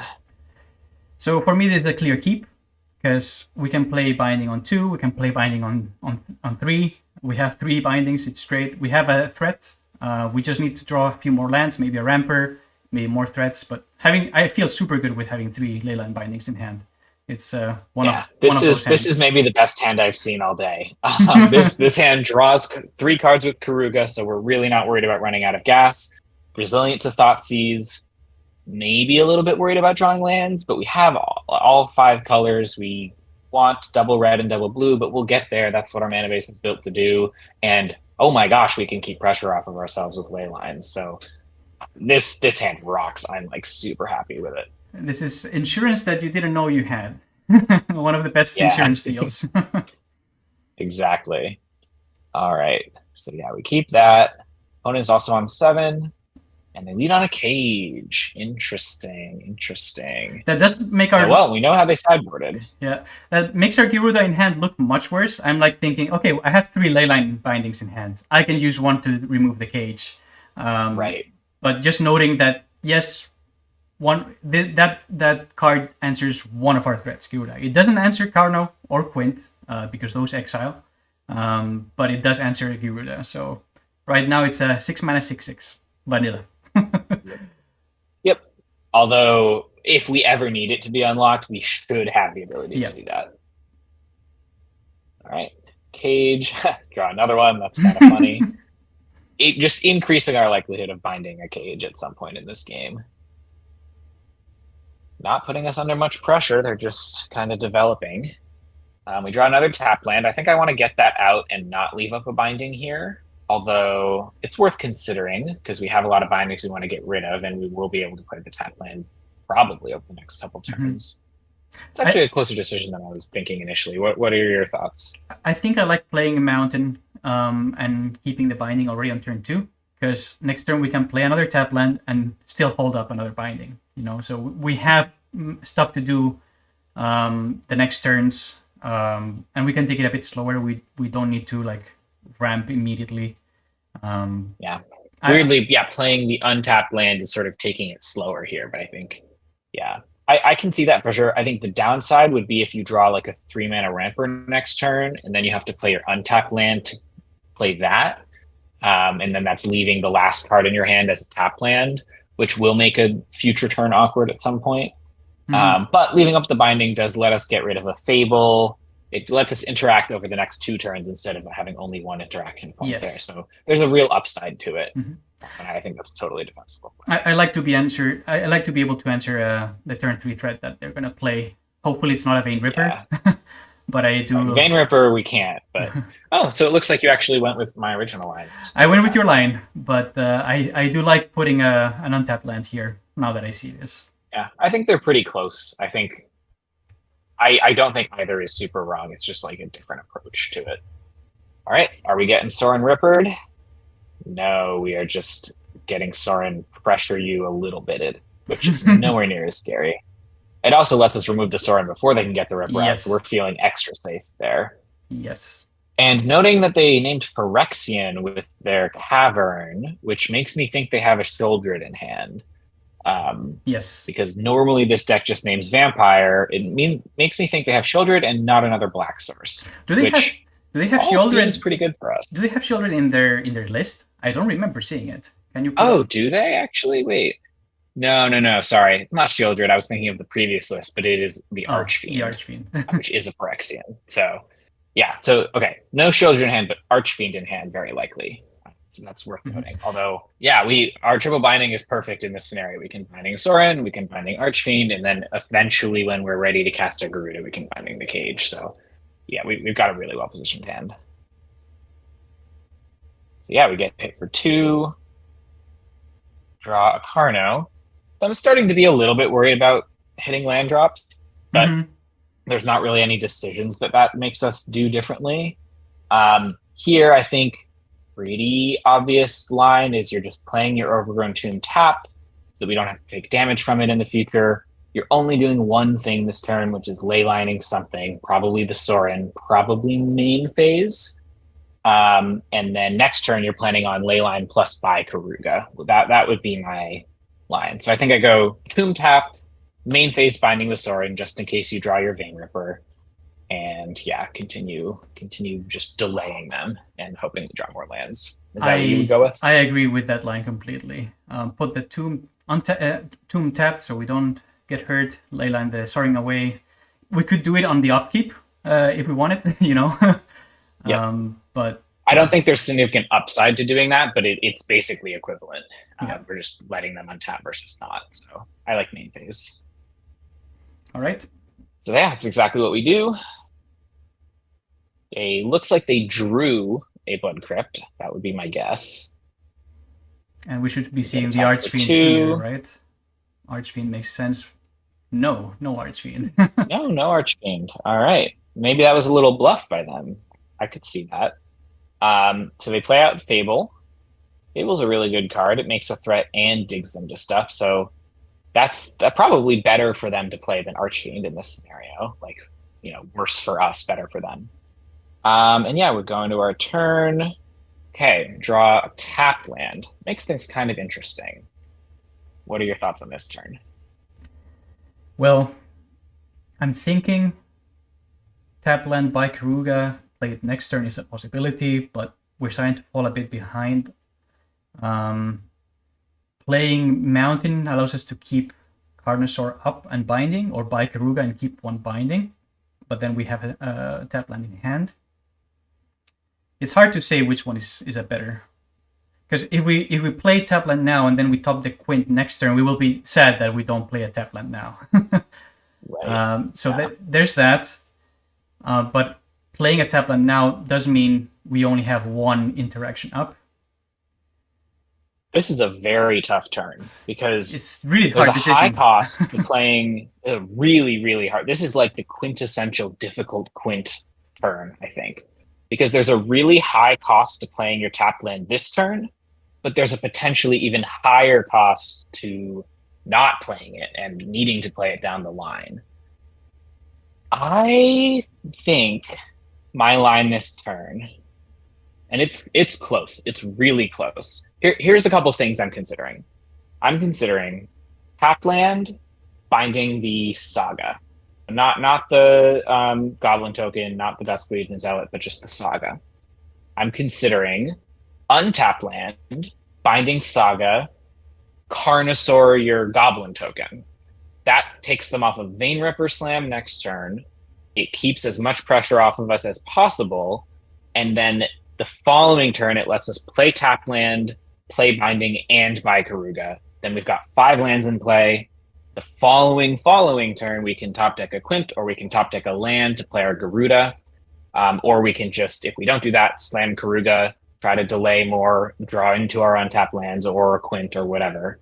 The more I'm talking about that line, actually, the better it sounds to me.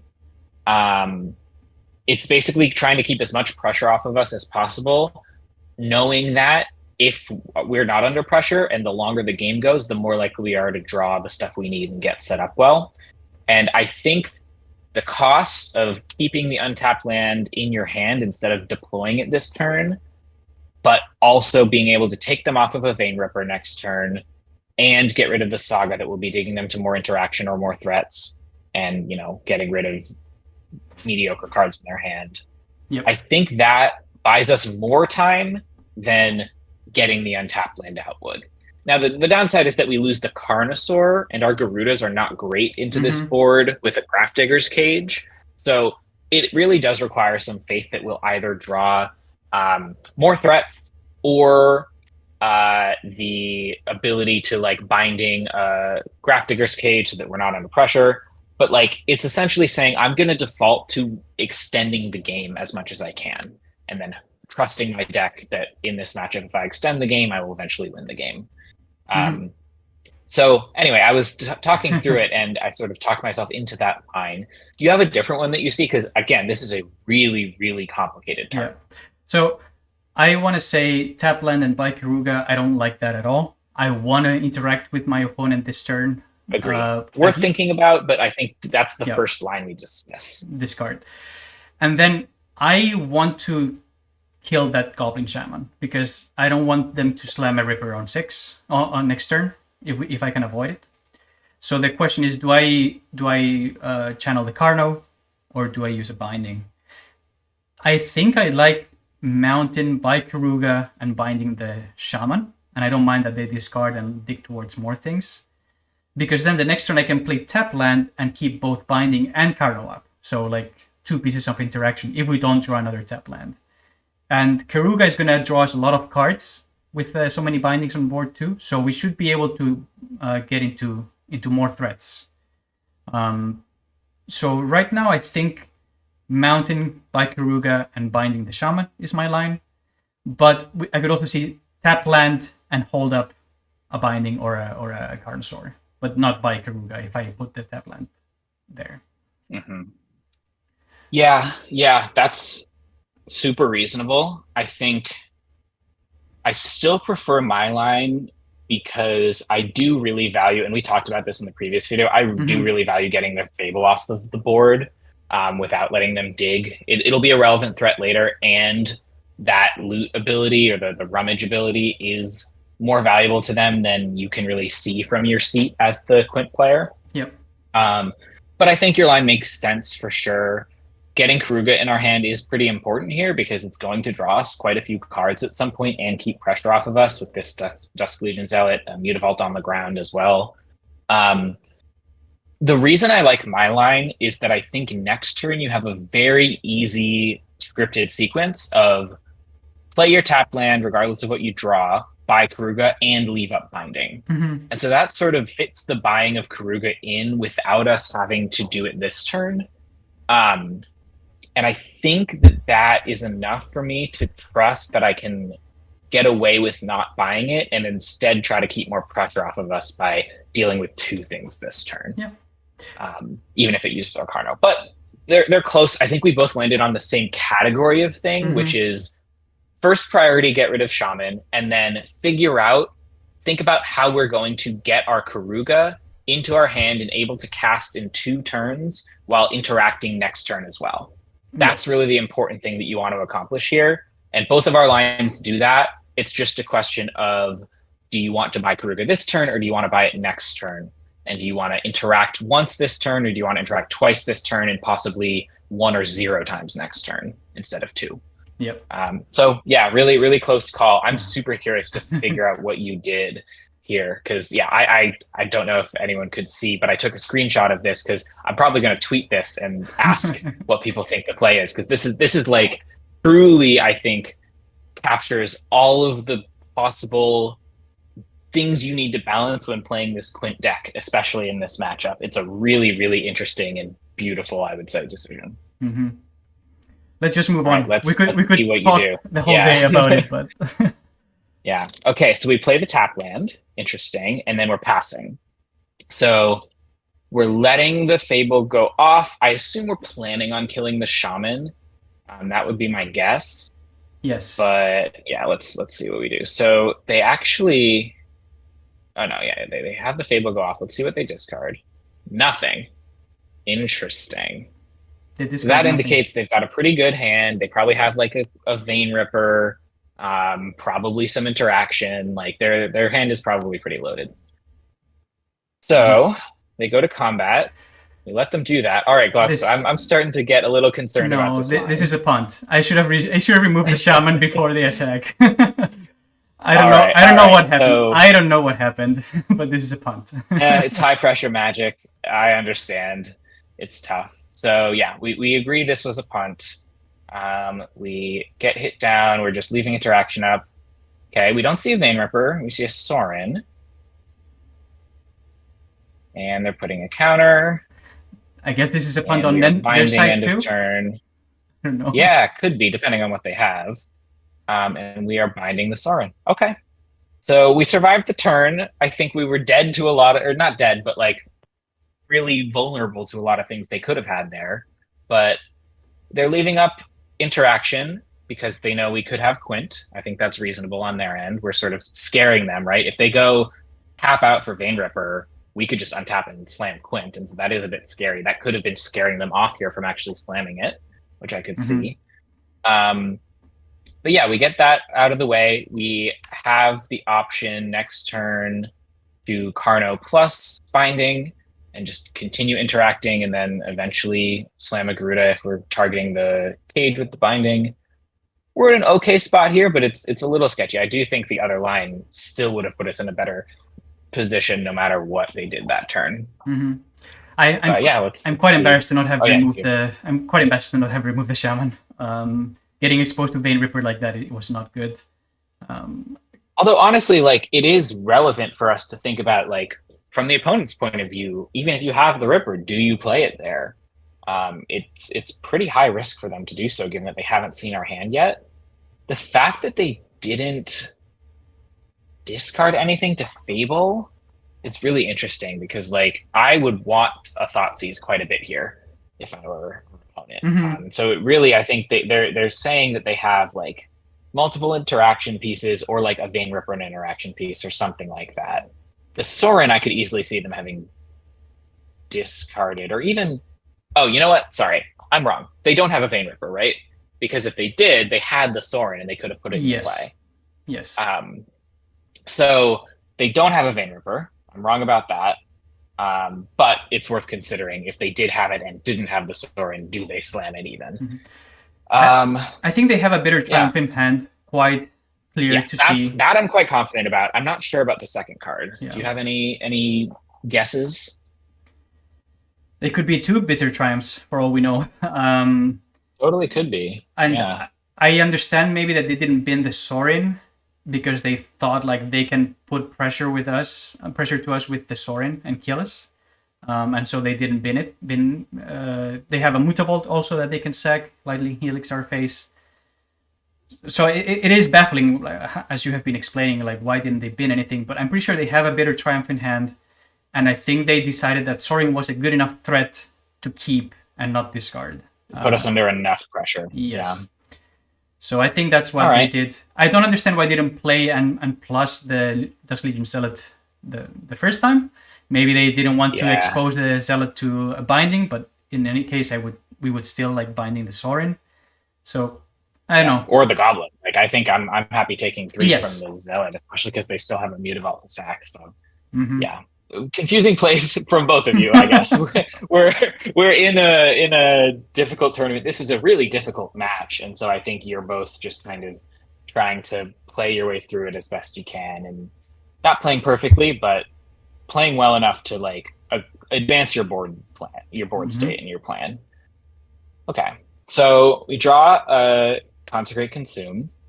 Not great here. Kind of meant to deal with Vein Ripper. Doesn't, I think, change our line very much. So what are we trying to do this turn? I think we're trying to get Karuga in hand. We're probably binding something. Maybe the Cage if we want to unlock our Garudas, but we would only do that if we're using the Carno to kill something, and I don't know if we're doing that because kind of want to use that as our threat. Yeah, this one's interesting. The Consecrate Consume also can cycle to a land, which would be really relevant because even if it's a tap land, if we do that first, we can get the tap land out and know that we're slamming a 6-drop next turn. So if I can fit this in this turn, I might want to be. It might want to be the first spell I cast. This is another very complicated turn. Yep. Yeah, where are you at with it? Well, I think consecrating and cycling might be correct from what you're explaining. To see if we get an untapped land. I think I'm in the tournament at least. I was happy to have insurance against a Vein Ripper with a Consume. So that's relevant to say. That makes sense. Like if they put and they have a bitter triumph in hand, right? So that is a read they can do. So they can top deck a Vein Ripper and then it doesn't matter. We're still in the game. I like trying to get to buy Karuga because we can then have 3 Leyline Bindings next turn and draw 3 cards, and that puts us in a really good spot. Quite good in this game, yeah. Like I want Karuga in our hand for sure. And we need to be careful because they have a Mutavault. They can animate that next turn and put us into like almost the brink of death, right? So I'm eyeing the Cage. I want to unlock the Garudas, but we might not have the luxury because there's quite a lot of pressure. You might just need to rely on the Carnosaur to get you there. Yep. So I think here I like buying Karuga and having that option next turn, and then Leyline Binding on. And that pretty much leaves us with binding, right? Yeah. And so then the question becomes, what are we binding to keep the most pressure off of us next turn? And that depends if they animate the Mutavault or not. If they don't animate the Mutavault, maybe I hold the binding and take 5. But if they animate the Mutavault, I'm not taking 7. I'm taking away the Dust Legion Zealot out of there. Because that's a fundamentally different clock, which is quite important. Yep. So I think that's what I do. I buy Karuga and I hold Leave out Leyline binding. Binding. This also does let us not binding if they don't, attack, and then maybe just cycle the Consecrate Consume and try to go off with Karna if they're like tapping out for a Vein Yes. Ripper or something. Although Carno here would probably not win the game since they should have a Bitter Triumph in hand, but just Yeah, if I guess they won't have to tap out for a Vein Ripper probably, and so they could still leave up the Triumph anyway. But if they don't animate Mutavault, I can go like Leyline Binding, Grafdigger's Cage, and like we're not super dead yet. But if they animate the Mutavault, I don't want to take 7. That's what I'm getting at. Yep. So we're in a tough spot here, but definitely not out of it. Okay, so we've got a land. It's another Mutavault, relevant threat, and lets them play a Ripper with Bitter Triumph backup. Although we had sort of done the analysis that they probably didn't have Ripper last turn. Although you were still worried about it, which makes sense. Like I don't know if I would have read that live in the tournament. Mm-hmm. So they think about animating their Mutavault, but they don't. And they just go to combat and attack us for 5. And we are binding here. I think I actually do like that because I just want to go to 10 instead of 7. 7 means we are very likely dead next turn. Whereas 10 means we could maybe even slam a Karuga, draw a bunch of cards, and survive. So I like the binding there for sure. And a lot of talking about like, oh, maybe I go for the cage if they don't attack with Mutavault and stuff. Still, I think when I see that the creature's attacking me, I'm like, I don't want to get so low. I do think that's correct here for what it's worth. Like, I think you really just want to keep pressure off of yourself because this Karuga is going to be really good unless they have like a Vein Ripper, in which case you're probably just dead. But I think also what tipped me over the edge is that there's a second Mutavault. So like if I'm at 10, if I'm at 10, I'm not dead next turn. That means at 7 you're probably dead. Yes. Right. Yes. All right, so we go to 10, and they've got an Archfiend. So this one, it's better than a Ripper because we can consume it, but that means we're not playing our Karuga, and we're not really drawing into more lands or anything. So I would say we're not looking good here, assuming they have the Bitter Triumph. If they don't, then could be a totally different story. We might just top deck a land and kill them. But I mean, consuming the Archfiend is good. Because it gives us more life. It's good. So. Yeah, it does keep pressure off for sure. And it doesn't drain us like a Ripper would, so it actually is more life. So yeah, like we're not horrible spot because we have that consume, and that's what we do, which I like. So yeah, 16, having killed the 3/3, not 13, which would even still be a slightly scary life total. We'd be dead in like 2 turns there. I think keeping the pressure off has really rewarded us this game. I agree. And yeah, now we don't really have any decisions. We just let them pressure us as much as they can. There they go. And they leave Kiki back, which is kind of interesting. I think. Why do you think they did that? I think they want to like do it end step and have more threats next turn to kill us. Yeah. I don't think that changes the math, but no. It does mean that like they're fine. They don't have anything to use like 4 mana on, or I guess 5 mana because they have the treasure. But this deck usually doesn't. And yeah, it is I think equivalent in the clock at least. So and it's also like defensible. I don't think it really signals anything. If they go for like tap Kiki end of my turn, I can target whatever they're targeting, and then they don't get the clone. So I think it's strictly better to just get in with Kiki also, but well, yeah, maybe a mistake, but a very minor one by the opponent. All right, well, we draw our on-top land. So are we slamming Carno here? Are we just trying to draw a bunch of cards with Karuga because we think they have Bitter Triumph?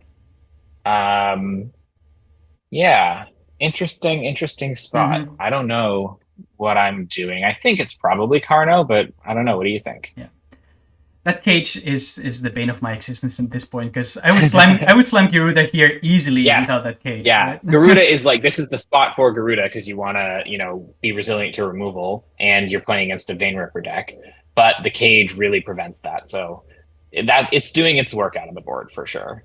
Yeah. So let's say we play Karuga and they Bitter Triumph the Karuga, and then they create another token. We're dead next turn because they animated 2 Mutavolts. They have 6 power on board plus the 2 Mutavolts, 10. We're dead. So Karuga is a losing play with a Bitter Triumph in hand. So, assuming we don't draw our last Leyline Binding. Assuming we don't draw our last Leyline Binding. Which is pretty unlikely. Unlikely. So doing that specific math is super critical. And yeah, that's like absolutely the thing that you should do is like, if we play Karuga, are we dead to the Binding anyway? And it seems like we are. Yes. So yeah, good evaluation. Knowing that we're dead to Bitter Triumph on Karuga, most likely, unless we draw the last Binding, which is very unlikely, that just tells me like, okay, we can only slant Carno and pray. So that reduces the decisions to that, and I'm pretty sure that's what I did. Yeah, and they don't even know if they had it because we hit a Quint first, which is great. So this, if anyone doesn't know, we've probably explained it before, but you get a Quint. Sure, they could Bitter Triumph the Carno. Okay, what happens if that happens? You Quint, you -4, get a Spark Double, copy Quint. Train is rolling. Okay, they Bitter Triumph the Quint. Great. We will copy our Carno. We will clone that and eventually find another Quint and keep going off. Even if we don't get you for the full lethal, we've made a huge board of dinos and you can't kill us, and then we're going to kill you on the crackback. So hitting a Quint basically means that you can beat at least one removal spell, even through that. So yeah, great, very lucky, and good that we hit Quint there. Yep. And it means that we likely win. We high rolled and we just win. They had the blot out. Yep. So they had their interaction, but it doesn't end up mattering. There we go. And they win. Love it. So last game, we top decked the Quint.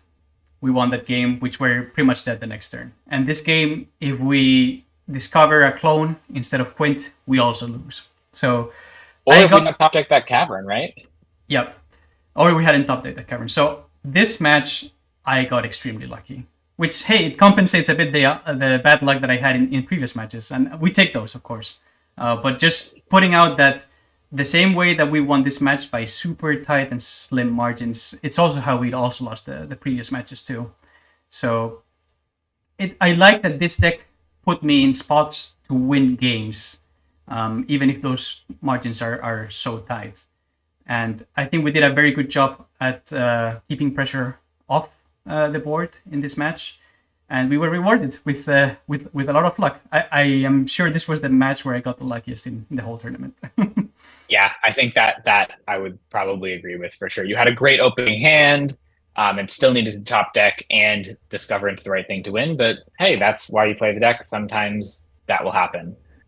And you win the other matches by tight play where it's close and you attack with your Tanukis for the win or whatever you need to do, or do the correct math on which threat Garuda or Carno to play and get there. But sometimes you get the nut draw, and that's great. We'll take those. 2 more things. So once again, pointing out that playing Karuga there was losing. They had the blot out. We would have lost that game. So we had to play the Carno and pray that we would discover Quint. We did. We were rewarded. And I will say, that is a scenario where if you are going to 2 instead of 0 by playing the Karuga, it is probably correct to play the Garuda. Yes. Because you're drawing so many more cards. You could hit a Binding, you could hit more threats, you could hit a Quint, whatever. And that is the particular scenario where you do the math. You figure out, am I dead to X particular thing, or am I dead to something already on the board? And yeah, it's a huge factor. So sometimes identifying the case where you just need to evaluate the whole board and everything they could possibly have is right. And I'm really glad and proud that you did that there, because you slamming the Carno is scary, but it was correct. And you did it. The other thing I wanted to point out is that cage was the bane of our existence in that game, because otherwise a Garuda there would have been correct, I think. It's safer, can mill a Vein Ripper, can mill a Carno. And making 2 creatures, I believe, lets you survive. Yes, I mean, if we whip with the Garuda and they have the blot out, yes, we lose regardless. But I think it's better than trying to throw dice with Carno, because if Carno discovers a clone, we also lose on the spot, right? So interesting that we had 3 leyline bindings in hand. There was a cage, and we were eyeing the cage the whole game, but they had worse threats that we had to deal with, and that left our Gyrudas looking pretty bad. And that's also what led me to tell you during the tournament when you were in the semifinals, I believe, that you were like, hey, they have Grafdigger's Cage in the sideboard. Should I cut maybe some Gyrudas? And I think that's correct. I think cutting 2 Gyrudas when they side in 2 cages is probably correct, because you can't afford to draw too many Gyrudas and they have a cage on board. It's just game losing. That makes a lot of sense. And is an example where you actively learning from all of your matches throughout the tournament and just thinking about like the takeaways from them ended up actively helping me out in the top 8, which is just like great teammate, great teamwork, and an example of always got to be thinking and figuring out the lessons to learn from your games of Magic. Yep. We will jump now into round 9. And fortunately, 17 Lands is cooperating with me today, and we can do it from my screen. But this is the last round of the Swiss part of the tournament. So it was 3 rounds of draft and 6 rounds of Explorer. And just a small recap, at this point I was 5-3. Yeah, 5-3. And so were you, Ryan, and so was Lord Tapor Ethan. We all 3 Quints, we just were one win away from the top 8, and we were also hoping that we would not face each other, although that would guarantee a Quint into the top 8. But yeah, it was an exciting round for sure. I don't know if you had any thoughts on. I'm really surprised that none of us ended up playing each other at all, because we had similar records for a lot of the tournament, but.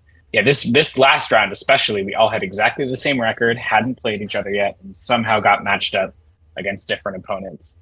I got matched up against Brett Shears on red-green vehicles, and that was a really good matchup for me, so I think I got pretty lucky with the pairing. And yeah, you faced Tony, who I faced in the finals, and yeah, a little bit less lucky, I would say, for sure. Yeah, and I was happy that I was featured in this match. In the AC4, I wasn't featured for anything, and I also missed my opportunity to be featured in round 4 against that Amalia opponent because of my laptop problems. So I was happy that I was featured in this last match, and just an opportunity to brag with people like, hey, I've appeared in MTG TV, and stuff. But yeah, that will be a match near and dear to my heart that I will keep, and I'm also going to re-upload it to the YouTube channel, because in Twitch, after 2 weeks, I believe the videos disappear. So I will want to keep it there for posterity's sake. Yeah. I got lucky enough. I was featured a ton. I kept losing on the feature match, and they kept bringing me back to try to get me to win with the fun Quint deck on camera. And I've already uploaded all of those to my YouTube channel as well. So yeah, if anyone wants to go check them out. But some of them are really good. Yeah, you lost all the time during the Swiss, but when it was time to shine, you shone.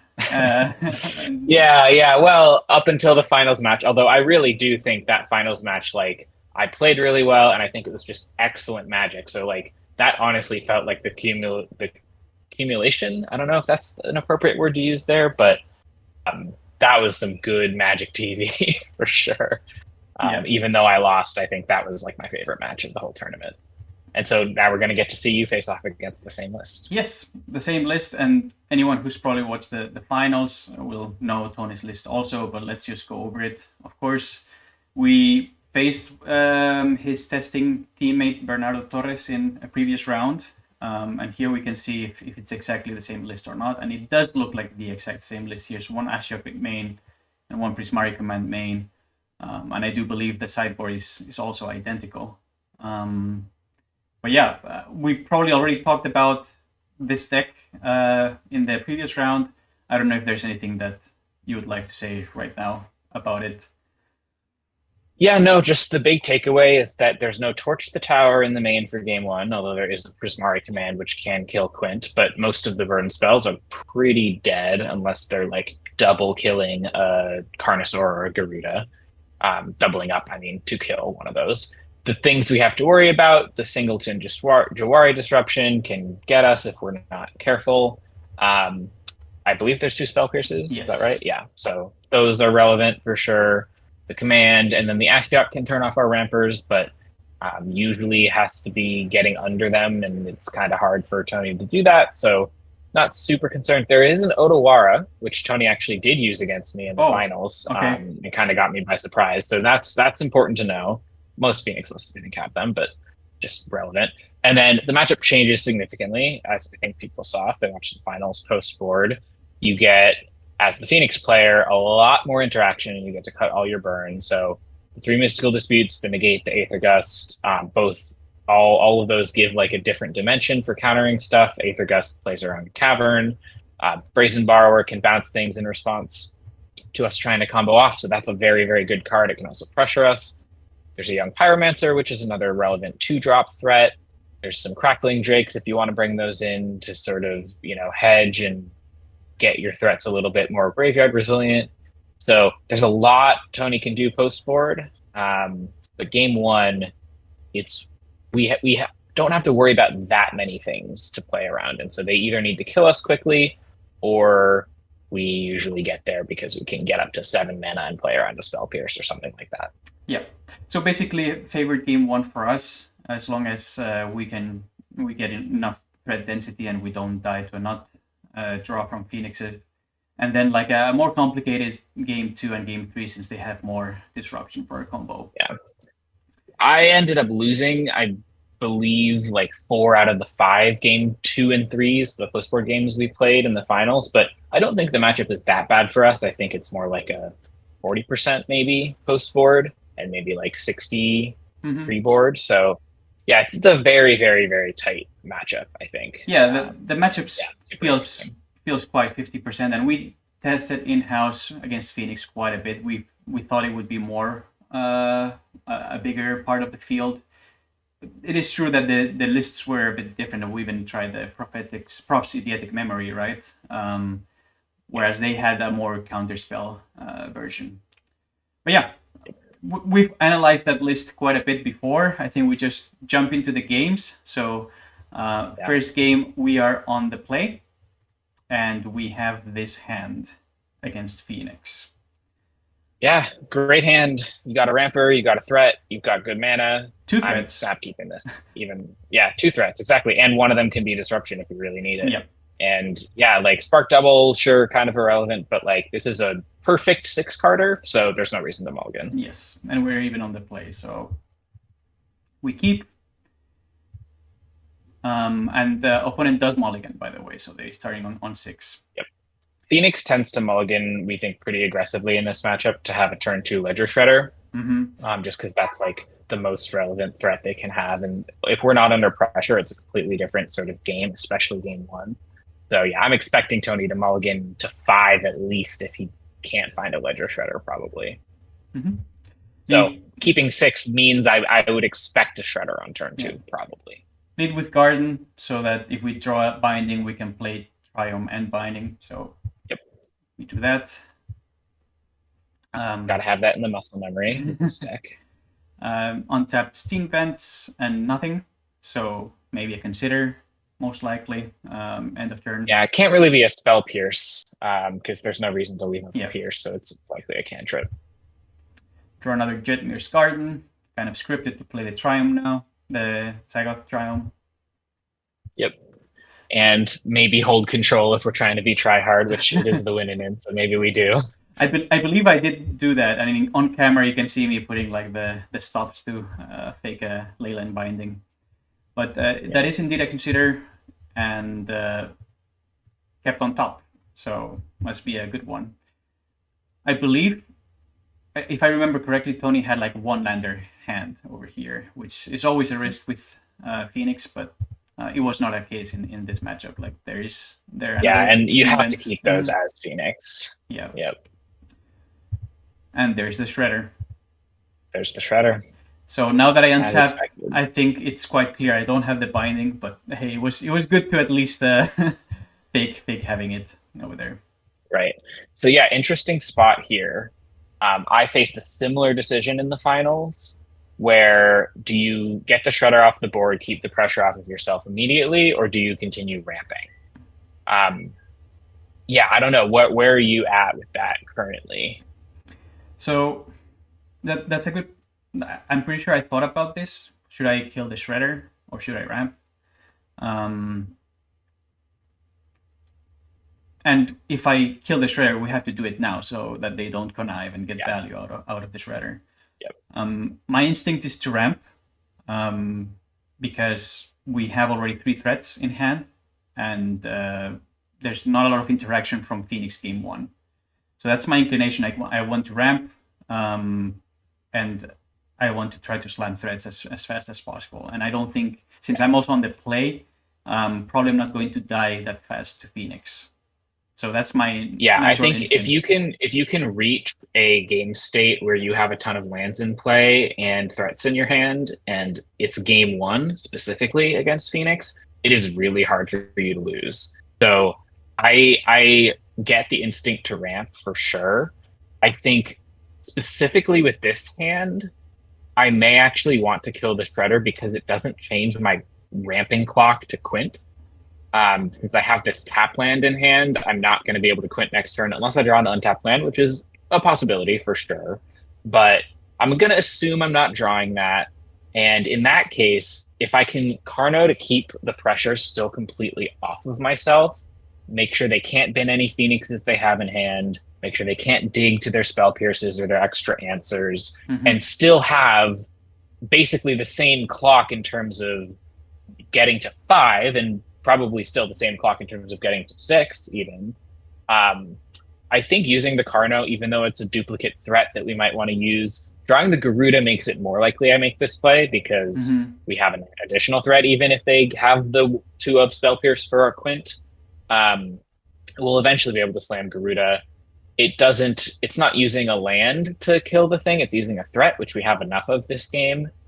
I think it is correct to kill the Shredder here instead of ramping with the specific hand that you have with a tap land and an extra threat in Garuda. Yeah, that's my logic. Very respectable. I'm still not 100% sure I agree with that. There's also I'm not 100% sure of it. Like definitely it's a tough call, and like getting your lands out is the main thing you want to do in this matchup, and then the secondary thing is keeping pressure off of yourself and making them not be able to shape a hand. Yep. It's very close. I do think I'm pretty confident with the Carno, but it's like a 70-80% confidence, not 100% for sure. As rarely you'd have in Magic, 100% confidence in a certain difficult decision. I also want to make a case for ramping right now, and that is go for it. That is if we ramp,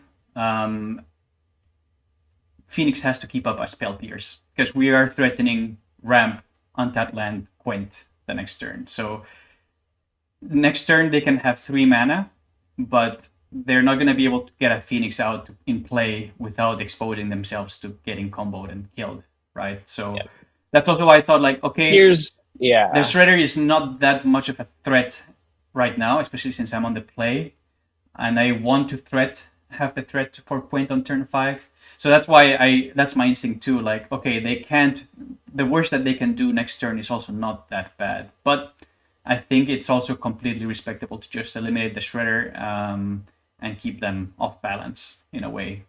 Yeah, I think I would counter that Spell Pierce with the fact that even if they would be dead if they don't leave up Spell Pierce, I don't think they actually can afford to leave up Spell Pierce if they have an option to develop their board. And so I think Tony, being a good player, will understand he needs to put you under pressure in this matchup.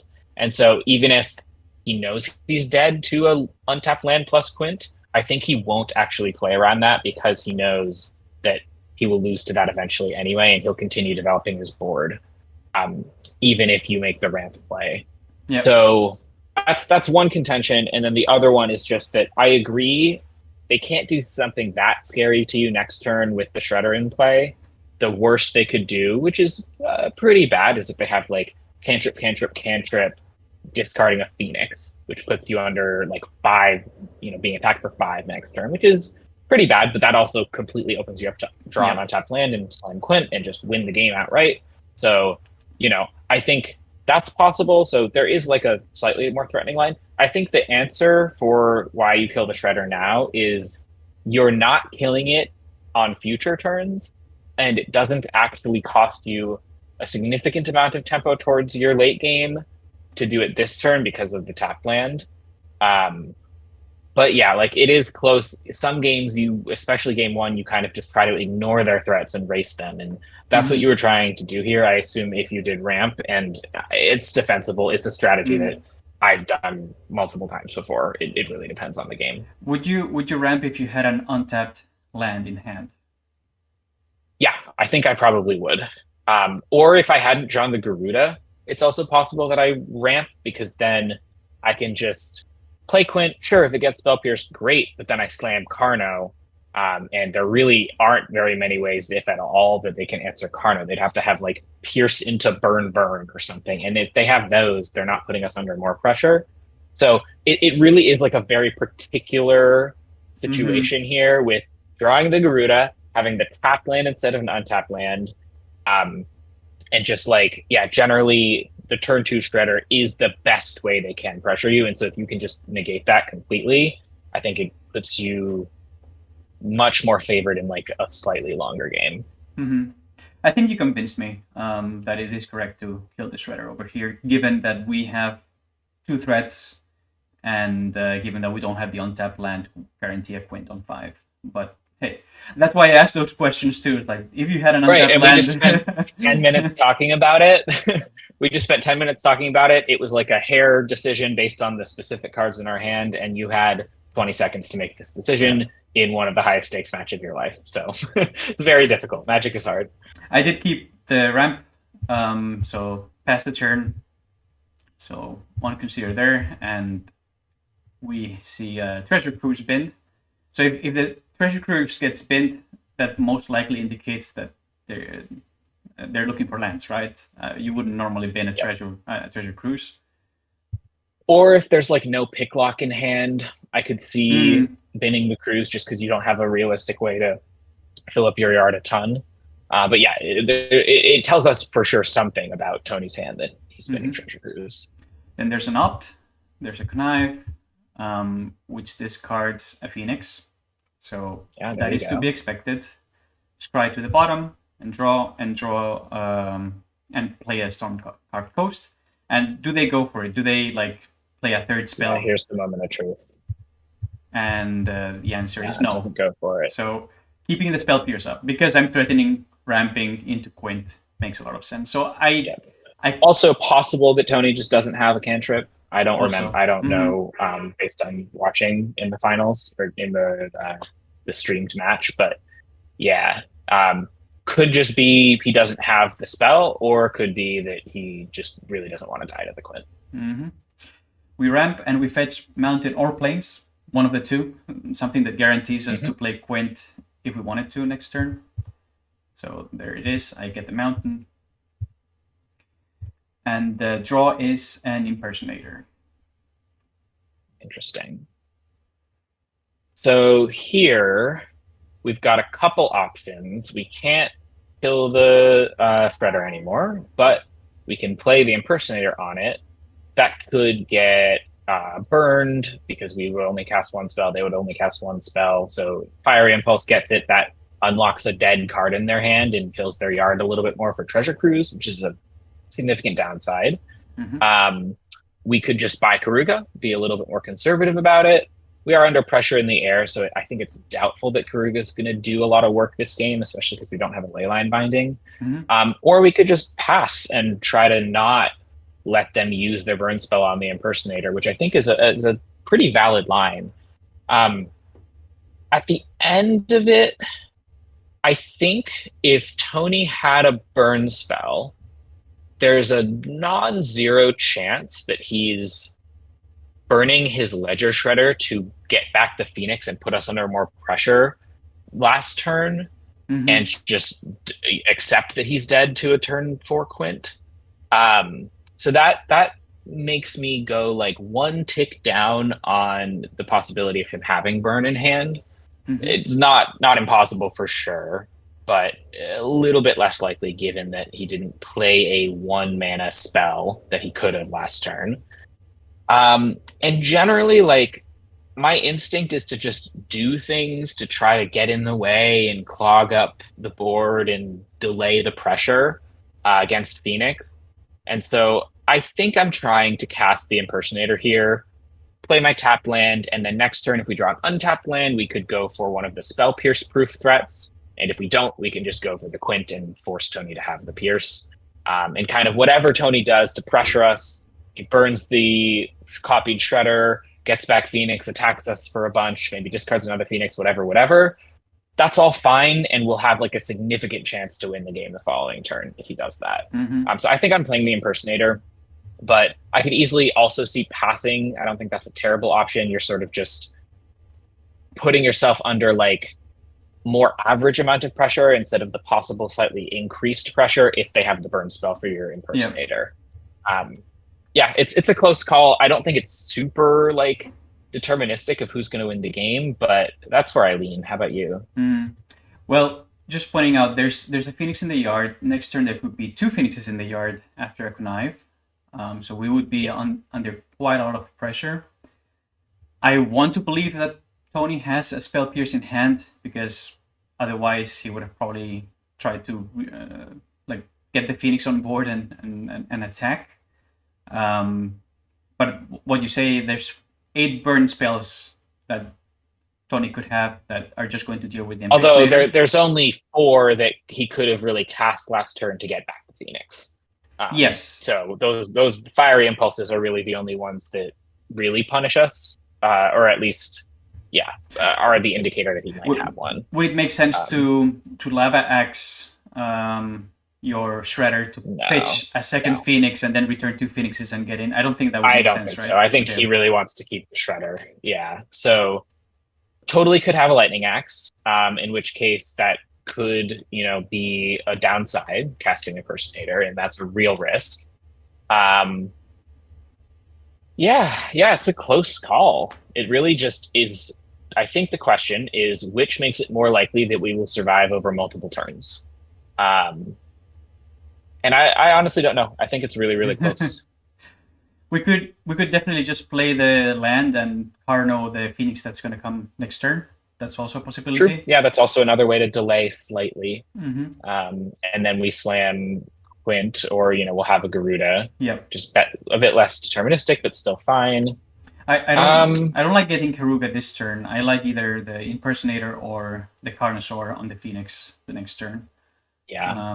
I think my line, and this is more a personal preference thing, is no fear, make him have it. Jam, as Ethan says, for this deck is the strategy. I'm just going to play the Impersonator, start getting spells out of my hand, and force the opponent to interact. That's my default, but I don't think you go significantly wrong either way. Another argument for playing Impersonator is that it's not doing anything else in your hand at this point. Right. So it's never going to affect the game beyond this. It's just a question of whether it will be a positive or a negative impact. That's really what we're trying to decide. Yes. Like, unlocking burn spells is a consideration for sure, for putting spells in yard to resurrect the Phoenix. Of course, if I play Impersonator and they burn it immediately, that's one spell that they're not using next turn, right? So that's also, they can maybe burn their mana now, so to say. It does fill their yard for crews as well, so that's notable. Like, there's a lot of factors. I did go with the Impersonator, and this is, by the way, a play that we play tested quite a bit in our internal testing team, that sometimes games against Phoenix can be just like clones on Shredders, and then you put a lot of Shredders and clones onto them, and they can be quite annoying for the Phoenix player. Is a very, very good card in the Phoenix Mirror, and we can do a shitty job of, impersonating it. It's much less good because we, as a deck, don't have the ability to cast multiple spells a turn, but it's a really good flying blocker and can delay them if they don't have a way to get rid of it. Yep. So I played it, and we go to the next turn. So no burning end of turn. Yet. Yeah, no end of turn. So draw, play an island, and Prankster. So this tells us that there's no burn spell in hand, because if there were, they're definitely killing the Shredder before a connive. So this is important. Yes. Yeah. It's very important to note. There's at least no fiery impulse. Mm-hmm. Or even an axe, because you Even an want. axe, because you don't want to let you lose. Yeah, you're right. You're right. So no burn in hand. Prankster goes Oh, gosh. mails Otawara Island Cruise and Slide of hand, and gets Treasure Cruise back. Then the Treasure Cruise for 1, so cast their Ancestral Recall, and then two Knives triggers go. Ours resolves first. We draw Giant, Beanstalk Giant. What do we discard here? Get rid of that spark double. I don't think you're ever gonna be copying your shredder. A giant can grab you a land, which can definitely be relevant if next turn you're trying to play around Spell Pierce, and so you giant plus Carno. I think it's a pretty easy spark double. That's always the default, and it's worth thinking about a little bit because you do have a creature on the battlefield. But yeah, I think it's not too difficult to just get rid of the double. Mm-hmm. They cast a Treasure Cruise. It's most likely that they're going to draw a burn spell at this point. Although, if it's an impulse, it doesn't kill the Shredder now. And I think that is important to notice. Yeah, it narrows their available burn by half, which is quite relevant. Yep. I know what I went for. And I will note also, if they tap out on their turn, right, to get rid of your Shredder, you can untap and send Quint in with the game. So yes, really, you are assuming that they are not going to cast anything else and not get back their Phoenix and not whatever this turn, because they've hit their land drop and they've used 3 of their mana already. Yep. I understand binning the Spark Double is usually a card that is kind of useless in hand. I understand that Beanstalk Giant is a land. And in the end, I went for binning the Giant, actually. So I binned the Giant. Yeah, I can see why. It makes some amount of sense. Like, if you double the Shredder, you can really make a board that is super tough for them to deal with. So that's reasonable, I think. I think I felt that Giant was a bit too slow at this stage of the game. And I have the possibility to Spark Double the next turn and copy my Shredder, since I didn't see any burn from them. And but still, like, Giant, get a land, untap land, and then channel Carno. That sounds appealing to me. So I think binning the Spark Double and not the Giant is correct, all things considered. So I don't know why I chose to bin the Giant here. Just seeing this right now. Probably because you had about 10 seconds to make the decision and it seemed intuitive, which is a reasonable way to make decisions, and even in tournaments. Yeah, I do feel the Giant is a bit slow here, but it does play around the Spell Pierce. Sure. It plays around the Spell Pierce and gets an untapped land, and then I have Carno up. But I guess I was just thinking like, okay, I can Spark Double the Shredder, and that's why I want to keep the Spark Double. Or even which is like a really relevant play. Yeah, or even like Spark Double a Gyruda or a Carno down the line. So I don't know. Yeah, that's what I went for. Yep. So Tony bins Pathway and 3 fresh cards in hand, and no other spell. Okay. So, and no attacks either. So like, he could have gone for like an attack, and then if I block, like potentially like killing. But I mean, this to me tells me there is a Spell Pierce in hand. He doesn't. Yes, he doesn't want to die. Very loud alarm for Spell Pierce for sure. Yep. A full grip and no 1-mana spell to cast, like, that's pretty unlikely. And so Tony is, I think, really just trying not to die here. Although, to be fair, even getting back the Phoenix at this point, like, I have a 2/4, like, doesn't make sense either. True. But yeah. We draw a Herd Migration. Interesting. Yeah, so I think the play is pretty simple here. We're assuming that the mana being left up is a Spell Pierce, and if it were an axe, probably Tony would have killed your Shredder and gotten in for 5 and accepted that he was dead to Quint. Maybe he doesn't do that, but game 1, it doesn't make a lot of sense to me for Tony to be really planning on playing a long game, just because when we get enough lands in play, it's almost impossible for him to win.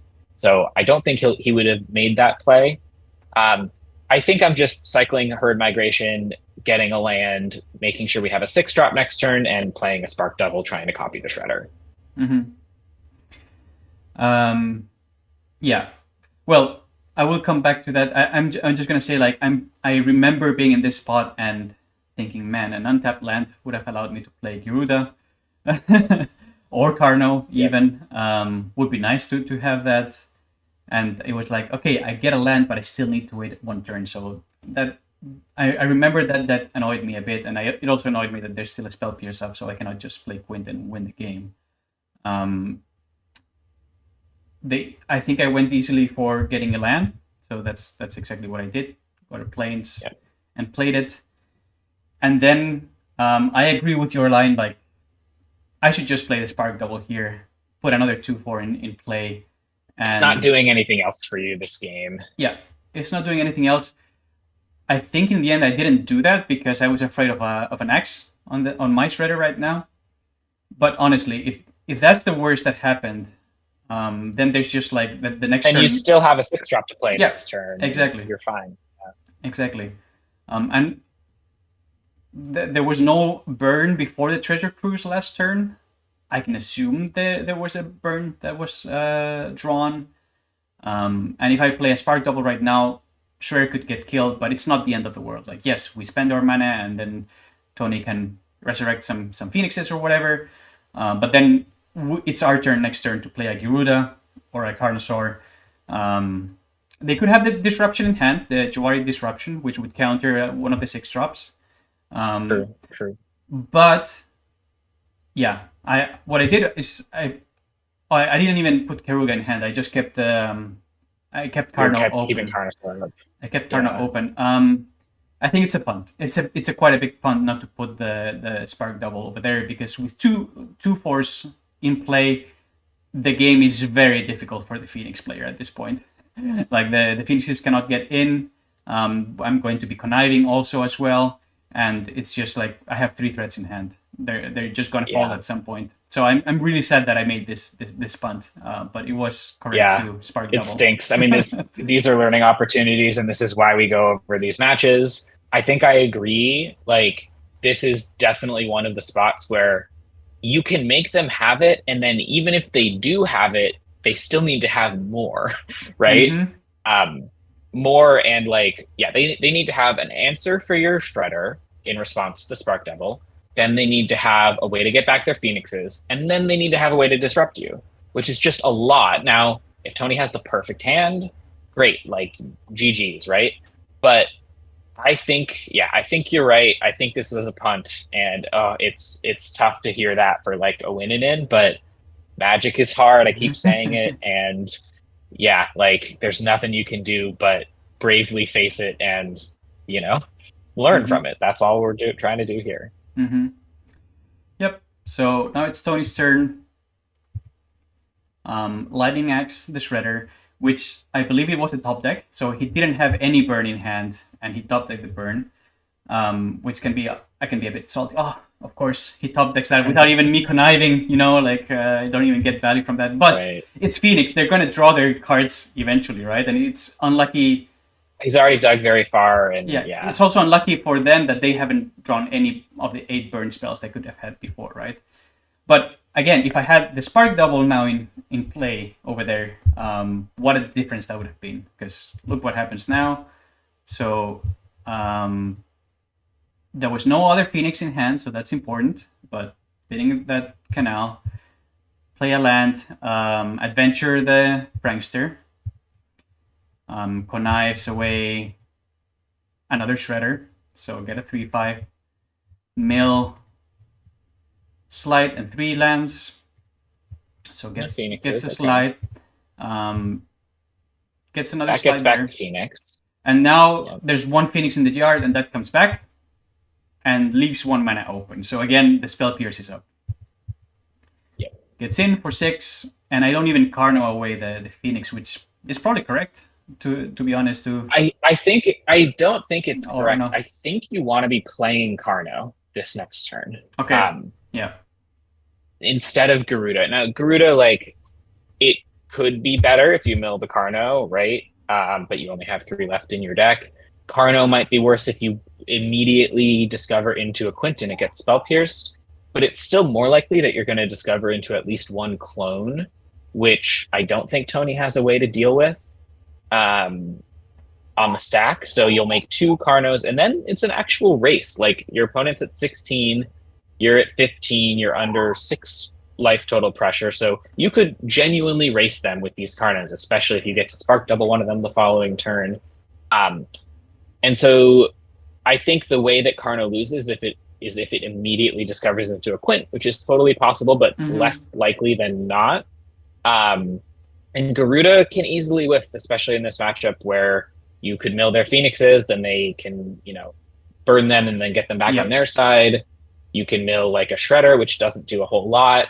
There's not much on their side you can mill. And on your side, if you're trying to mill clones, well, Carno is trying to hit those too, so it's sort of equivalent. I think it's correct to not Carno here, and I think you want to be playing Carno instead of Garuda next turn. That's my take. Yeah. I agree with you. I think I just got carried away, and it's like, okay, I just burned my mana over here for no reason. I should have played the Spark Double. Still lingering on that punt. But I did keep Carno. I did not burn that, and I do think, seeing that there's only a Spell Pierce in hand, there is a winning line, which is play Carno, copy it with a bunch of clones, and then they are in trouble. Because just getting one clone off of Carno means that they have to leave something back or kill the Carnos somehow, because they're at 16 too. Like it's just like, well, two Carnos would not be enough, because it would be like a 7-6 and an 8-7, so it's exactly 15 and not 16. But if I get two clones, then that's a whole different story too. Right. And it could be almost enough if, like, you technically are not dead in 2 turns, right? Or unless, have you already taken the damage here? I think you have. Right? I have, yes. You went from 21 to 15. Yeah. So, like, Tony would need to add to his clock, which it's totally possible he can do, but also add to his clock while answering your follow-up of a Quint or a Spark Double. And that is difficult, especially because if you're Spark Doubling a Carno and then you mill into Quint, you can pay for a Spell Pierce with that, right? So that would let you get another 2 life trigger, which increases your clock by a whole turn if you're hitting, Carno into a single clone. I'm like 2 turns ahead here, so maybe people aren't following.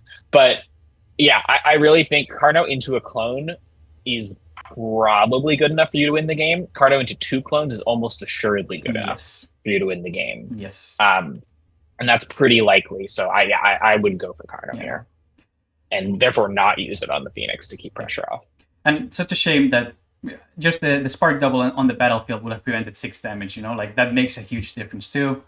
To be fair, Tony could also have drawn 2 removal spells to access and still gotten in, but then he has to do that. He has to draw that, and he only drew 1 axe. And then he's tapping out and you can Quint, right? Yeah. So there's a lot of branching possibilities that are mostly good for you here. Yeah. Well, I think the not taking actions is the part that's killing you this game, because you're allowing Tony to recoup bits and bits and bits of value every time that you're not forcing him to do things to answer what you're doing. Yep. I think that's really the core of like this matchup and the difficulty playing it, because it's all theoretical. You're all playing against like an empty, or not an empty, but like a face down hand that your opponent has.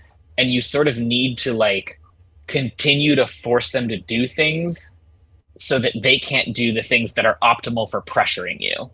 Yes. It's a really tough thing to like get used to, because it's just a tricky thing that not many Magic games really end up being.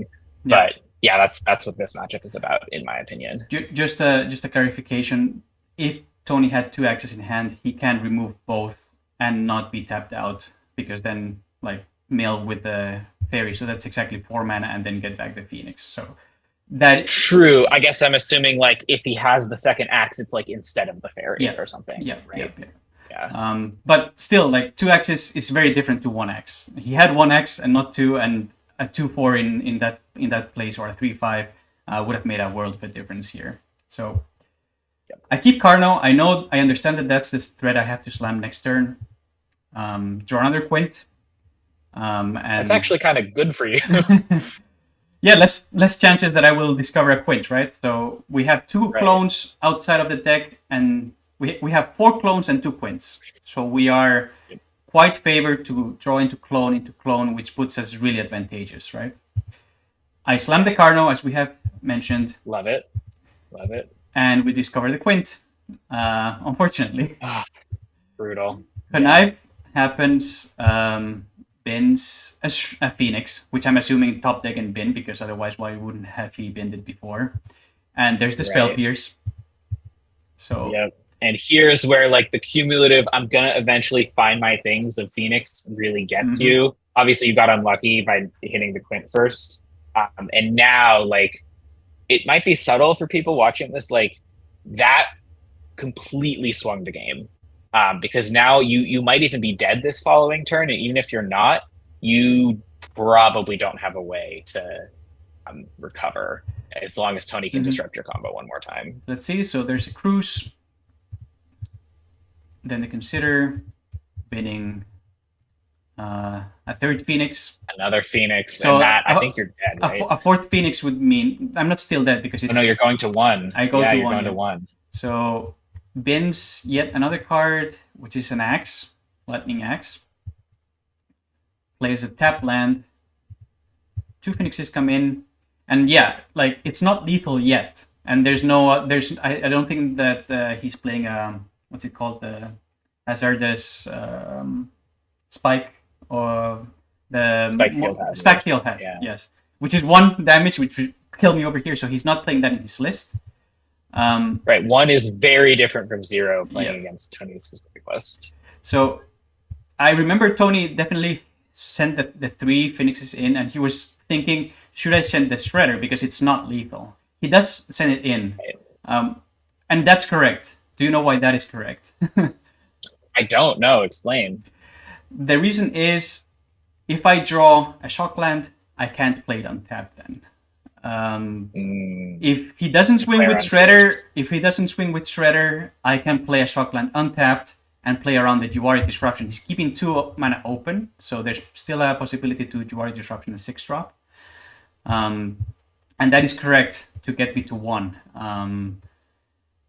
And I mean, keeping it back over here does mean that he could connive again the Shredder and block and eat my Carnosaur. Or just block and just save life, I guess. But yeah, the issue there is like you don't actually have many ways to kill Tony, even if you can attack for 7 next turn, because it's really all about whether you're going off or not going off.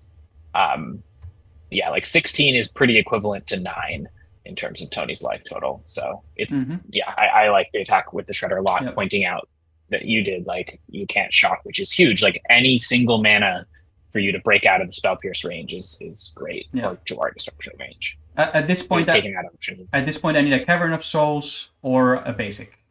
If I get that, I can play a Quint and win because it goes over Spell Pierce. But if he hadn't attacked with the Shredder, I could draw a shock land, shock me, and then play Quint and play around the Spell Pierce. Yep. And so all of this, right? All of this has happened. The game has sort of spiraled out of control for us. We are... we've just been attacked in the air with a bunch of flyers. Our opponent has interaction up. They have 2 mana, not just 1, so they can have multiple things, right? All of that is true. And we're still probably going to win if we draw an untapped land. It isn't a shock. That's the power of this deck, man. Like, it can win out of absolutely nowhere sometimes, and like you have a chance down to the bitter end. So that's why you play this. And again, we also got unlucky with the Carnosaur. Had we gotten a clone, you know, after myself playing like not optimal and making quite a big punt, I still almost won the turn before, and I can still win this turn. We draw an Impersonator. So we have options though. We have options, and then we do. What is your instinct here? So I am trying to play around. What are the possibilities? There's Spell Pierce. The second one. There's Juari Disruption. There is exactly 1 of each of those left in Tony's deck. There are also burn spells. There's about 6 of them left, 7 of them left, something like that. And 2 of those would be able to respond to one of our clones on the Carnosaur and kill the Carno, and make it so that we fizzle, basically. So really, the question is, are you playing around 2 one-ofs that Tony has to have, one of each, I guess? Or are you trying to play it around 2 burn spells, like both, where Tony has to have both, but he has 7 copies in the deck? This is really interesting and really close. It's also relevant, right? How many clones are out of our deck? 3 already. 3 already, yeah. We have 1. And we are under enough pressure in the air where like gaining 14 life might not do it for us. Although 14 actually might bring us down to 1 again, which would be good, although there's probably going to be another connive, so that doesn't work. Here's where the specific math comes in. So if we resolve a Quint, let's say Tony doesn't have the Spell Pierce, and we start chaining with Quint. Let's say, right, because we would be making this line in order to play around a double burn spell and accepting that we lose to Spell Pierce. Mm-hmm. So let's assume Tony does have double burn spell. Yeah. And they can't hit Quint, but they can hit Carno. So we're not going to be able to do the Carno copy thing and get more triggers, probably. So we play Quint, we -4, or -3, whatever it is. In response, Tony kills our Carnosaur because he's making the optimal play, even though it's hard to see. I think that we just have to assume he will. Quint goes and flips. Let's say we hit an Impersonator first. That's a drain for 2. Mm-hmm. Then it copies the Quint. Quint dies. Impersonator isn't on the battlefield. Now we have, I believe, only 2 Spark Doubles left in library. Is that right? Or do we have 3? No, we have 2. Because is there 1 in our yard? Actually, we have both Impersonators out. No, we have 3. We have 3 Spark Doubles. We have 3 Spark Doubles left. Okay. So we've drained them for 2 already. We find a Spark Double, drain them for another 2, copy Quint. We find another Spark Double, drain them for 4, copy Quint. Then we find another Spark Double, drain them for 6, and we still can only copy Quint because Tony killed the Carno. Mm-hmm. So that's 2, 2, 4, 6. So that is, what is that? That's 14, right? So that would drain for 14, put Tony to 2, and put us to 15. We are then dead to Electric Thread or Conniving Away a spell. Okay, so if specifically Tony has burn spell, but does not have Spell Pierce, and we first hit Impersonator off of Quint, we very likely die. We cannot hit Impersonator. We drew Impersonator. Oh, we have both Impersonators in hand. Okay, that actually changes the math. It's actually bad for us, though. Graveyard. Both of them are out. Yeah. We only have 3 Spark Doubles left in our library. Mm-hmm. So then we're not even draining for 14. We're draining for... 2 plus 4 plus 6. Yeah. 12. Right. Yeah, so we're only doing 12. In which case, we're still dead, actually, because we drew the Impersonator this turn. Ooh, that's rough.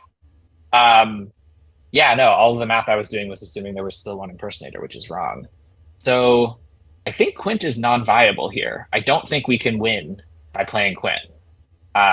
Well, okay, we can if Tony doesn't have the burn and doesn't have the Spell Pierce. Yes. Maybe only specifically has the Disruption, because that would mean we can attack for 7. Yes. And drain for 12 and kill him. Okay, so playing Quint, we've determined, plays around Jawari Disruption, but only specifically Jawari Disruption and nothing else. Jawari Disruption and just 1 burn spell for Tony. Yes. Okay. So that is a line where it makes it possible that we win the game. So noting that, right? Like we have that as a play. If we determine nothing else wins us the game, then we should make that play. Mm-hmm. Okay, what are our other options? We can copy Carnosaur. The only upside to that would be if we think it wins us the game this turn, and the only way it would do that is if we are finding Quint and then comboing, which is the same or worse math. I don't want to do the exact math, but it's exactly the same or worse as just playing Quint, because our only goal would be to find Quint. It's quite worse, right? I think that also isn't viable. It's quite worse because we only have 1 Quint inside library. We have 2 in hand, and the previous one got Spell Pierce. So we have 1 Quint and 3 clones in hand. There's 25% chance that we hit Quint and we can win the game if we clone Carnosaur. Yep. Also, of course, that line just loses to Double Burn Spell, yes. Straight up. So that's notable. Okay. Playing Garuda, does that do anything? I don't think so. It loses to just Aura Disruption. It loses to just whiffing. And then even then, we're still just trying to Quint because we need to gain life and we're dead in the air. Yes. And there's no way we can drain them for more life. So yeah, Garuda's not viable. I think Garuda is even smaller. It's also true. It's even smaller than the clone because we need to hit a Carno and we need to hit a Quint from that Carno. And then we can win. And we need to not hit a clone off of the Garuda. Yeah. The Garuda's terrible here. Or we could play Garuda and then chain clones and then mill them. That is also a victory path. But true. But I don't think we have enough clones left. We have three clones left. We need to mill 1 clone in each of the 4 mills, and we mill them out. Right. They have 20 cards in library. Right. So we mill them for 4. That hits a clone.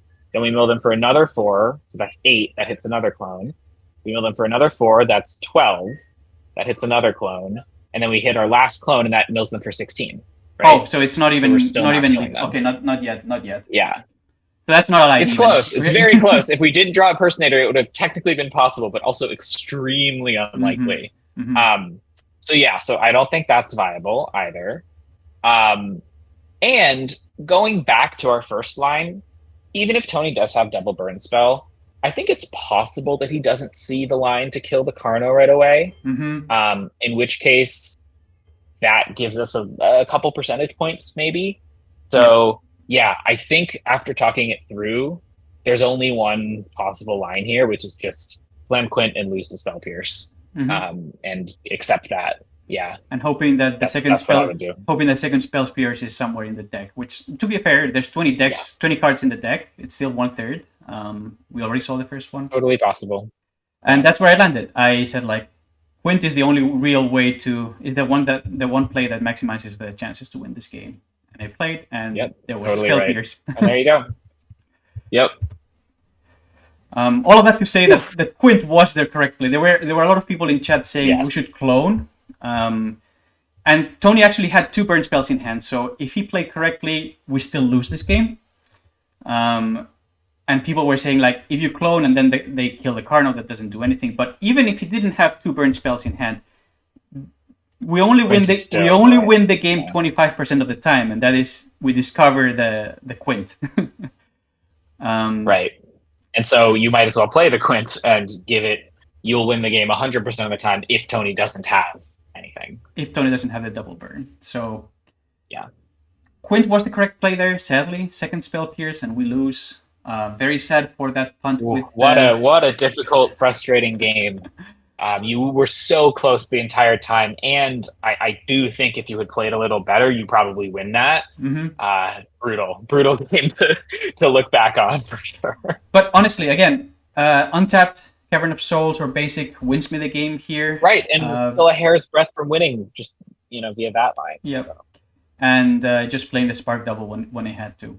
Or drawing a land before too, because when I drew the Migration, if I had drawn the untapped land, I could then just slam the Carno there, so. Right. Small little things that didn't go my way. Unfortunate discovering Quint with Carno and making that big punt. That's how Phoenix won this game, even they were unfavored on game 1. So let's move on to game 2. On the play again.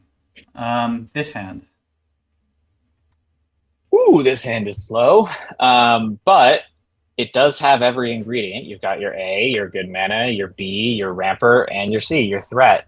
I don't think there's a world where I can mulligan this hand. You also have, you often like to note cycling lands, and those are definitely relevant here to get them out of your hand if you want to draw untapped lands and have at least a turn where you can do that. I think this is a pretty easy keep. Mm-hmm. I agree with you. I think this is certainly a keep. I have all the lands that I need. I have a ramper too. And I'm even on the play, so definitely. And even if you draw Binding, you'll have that on turn 2, which is a slight tick up for the hand. So yeah. Easy keep. Slide. And we draw a Binding, which There is you go. amazing. It's just one of the cards we want to see. So play the Sagat. No need Answers a turn 2 Shredder, which is great. I don't need to put stops, but I still wait a Yep. bit. I still wait a bit before it's like, oh yeah, I'm putting stops. Play a Gotta Hawk. make him, keep him honest. Yeah. Shredder comes, and this time I do have the Binding, so immediately remove that. And that's an easy call. Shock that in because I want to ramp. Yep. 3 lands and all blue, and nothing. Nothing was played. Yeah, this is Tony's controlling game that he confused me with in a couple of the finals matches. I was like, whoa, I'm not under any pressure, huh?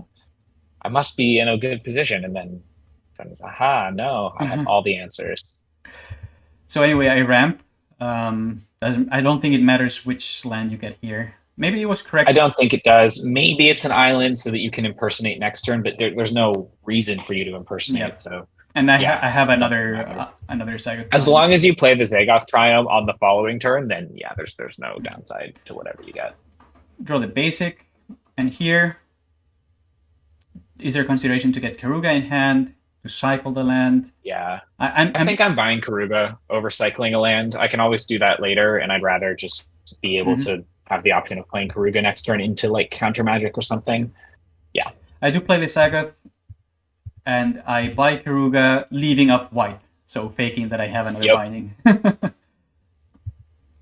Auto Tapper's not going to get us today. Yep, this time I tapped correctly. Flashing Brazen Borrower makes a lot of sense. Puts up suddenly some pressure on us. And I don't have the Binding. If I had the Binding, I would also remove that on the spot. So Tony knows that I don't have Binding. Played a tapped Spiral of Canal. Gets in for Gotta 3. have been top decked. And passes again. Yep, I mean, you're under pressure. So now with Tony's like post-board plan of having tons of interaction, he can really afford to just like keep everything up and keep pressuring you. Draw for the turn is a Swamp. What are we thinking here? Ooh, okay. So this is where you got to have some bravery and think about whether you cast Carno into whatever interaction Tony could have. There's Draw Disruption. Yes. There's Spell Pierce if you hit a Quint. There is Aether Gust, obviously, post board. There is Mystical Dispute. There's a ton of things Tony could have here, and likely does, given that he's just been passing the turn. 3 Disputes. Yeah, Dispute, Gust, Brazen Borrower even does it if you mill into a clone. The second Brazen Borrower. Yep. Draw Disruption. So there's a lot of stuff Tony can have. But question is, are you in a better position if the game keeps developing and you're just passing back and forth? You're under pressure right now. You could go for like a Karuga, still gets hit by all the counter spells, but then next turn maybe you can slam Carno, and that's a little safer, given that you've used one of Tony's interaction spells. You can also use the Carno to get rid of the Brazen Borrower and just keep the pressure off. That's an option, although it gets rid of one of our threats, which threat density is quite important against post-board Phoenix, where they have lots of answers to your stuff. This is a really tough call. I'm not feeling good about how this game is developing so far. I think it's possible that I just want to slam the Carno, force Tony to have it, and then next turn, if I don't draw another threat, just start cycling my lands and force Tony to have it again as quickly as possible. He's only got 5 cards in hand. That's a lot, but it's not 7. And yeah, I just don't like how this game is really developing. I could see it being Karuga. I'm really not sure here. I could see it being Karuga. I could see it being Carno. I could see it being pass, cycle, cycle. Cycle is not too bad because you're digging toward like a cavern. Yeah, actually, this is sort of against my instincts as a Quint player, but I actually do think the right line here is pass, cycle. I think that's where I'm landing. It lets you jam again next turn, but with a small chance of that being like a more sure thing if you draw a cavern. Yeah, I think that's the best balanced line. You're going to want to cycle eventually, and you just want to kind of see what the rest of your hand is before determining whether or not to go for it. I think it's also like a totally viable option to just be like, I'm brave. I'm going to make them have it, and then I'm going to make them have it again when I draw a future threat, and just go for your like multiple 25% chances to win the Yep. game. Yeah. Um, so yeah, like I might do that, but I think past cycle is like probably the best line by a little bit, although it's close because I'm still not feeling good if I'm doing that. Okay. Remember that Tony passed the previous turn with 3 mana up to answer a Quint because we were threatening like ramping and then slamming a Quint. So with 3 mana up, my instinct says he has Mystical Dispute because Dispute doesn't get discounted against a Quint. And if I play Carno here, it's most likely getting Mystical Disputed, and then I don't have any other threat in hand.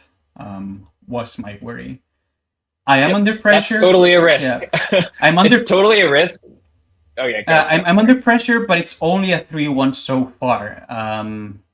It's not. There's nothing else, and I feel like I can spare one more turn, cycle both lands, and dig towards a cavern. So I was really hoping to see a cavern in after postboard with all those counter spells. I thought like, okay, best thing I can do: find a cavern, slam Garuda, slam Carnosaur, and go to town.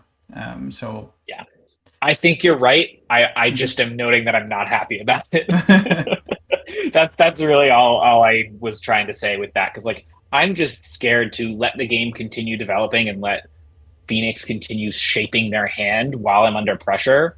It is hard for me to see beyond you drawing specifically a cavern. It's hard for me to see it being safer to deploy a threat in future turns than this turn. It's not safe this turn. You accurately described why it's not safe, but I don't think it's getting safer unless you draw a cavern, which is the reason why I think you want to cycle your lands and dig to that. Yeah, I don't know. I feel like also cycling 2 lands will also up the chances of me drawing a threat, because slam the Carno, yes, it for sure does. Gets countered. There's not that many draws that I can make then to draw threats, right? I can then cycle twice, but then it's the same thing. But then that you're skipping the same turn essentially. Yeah. So I think for what it's worth, the cycle is right. Like I think that is the right line. And I did play the swamp and passed. Gets in. Would you here cycle and see if you draw a leyline or another threat, and you can I the think Carno? it's probably strictly correct, just because there's not much else you're representing. You don't really have instants in your deck besides Leyline and Carno. So yeah, I think it is correct to cycle here, and you're cycling the Zagoth Triumph, of course, leading up a white. But I probably would have missed it, to be honest. It's really correct. I did wait until the end of the turn to do it, and I did take the 3. And there's Spiral of Canal, and nothing else. So here I'm reading. I'm reading Tony for like, okay, he has to have like counter spells in hand. For sure. Cycle the Triumph, gets me another Triumph.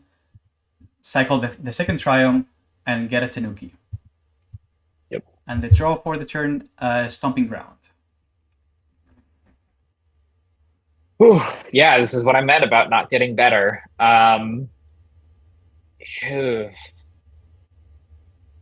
You don't have enough to Karuga plus cycle, I believe. Nope. I didn't draw, which also means you don't have enough to Karuga plus player and dispute. All right. Now I think you have to just slam the Carno and make him have it. Maybe play a forest to play around Jawari Disruption, but like I think I'm like pretty low likelihood to win this game, but my best out is probably like slam Carno, gets countered, untap Quint or something, and just like top deck out of it. I basically need to be doing things that force answers so that Tony can't keep shaping hand or adding pressure to the board, because other than that, what are we doing? We're cycling to another cavern, or we're playing a Tanuki or a Karuga. Neither of those do anything. I think you just have to slam. Oh, okay. Actually, you could just use Karno to kill Borrower, which can't be countered, can't really be interacted with. Mm-hmm. Maybe that's better. Maybe I'm doing that plus cycling. I actually like that better because like the one way we can get out of this scenario is just by taking the pressure off and hoping Tony doesn't have a way to add more with a Phoenix or something, which post board is more likely because he's cutting like spells and mostly they're burn spells, but he's bringing in a lot of counter spells that can kind of sit in his hand and clog it up and mean that he can't really like shape his hand as much.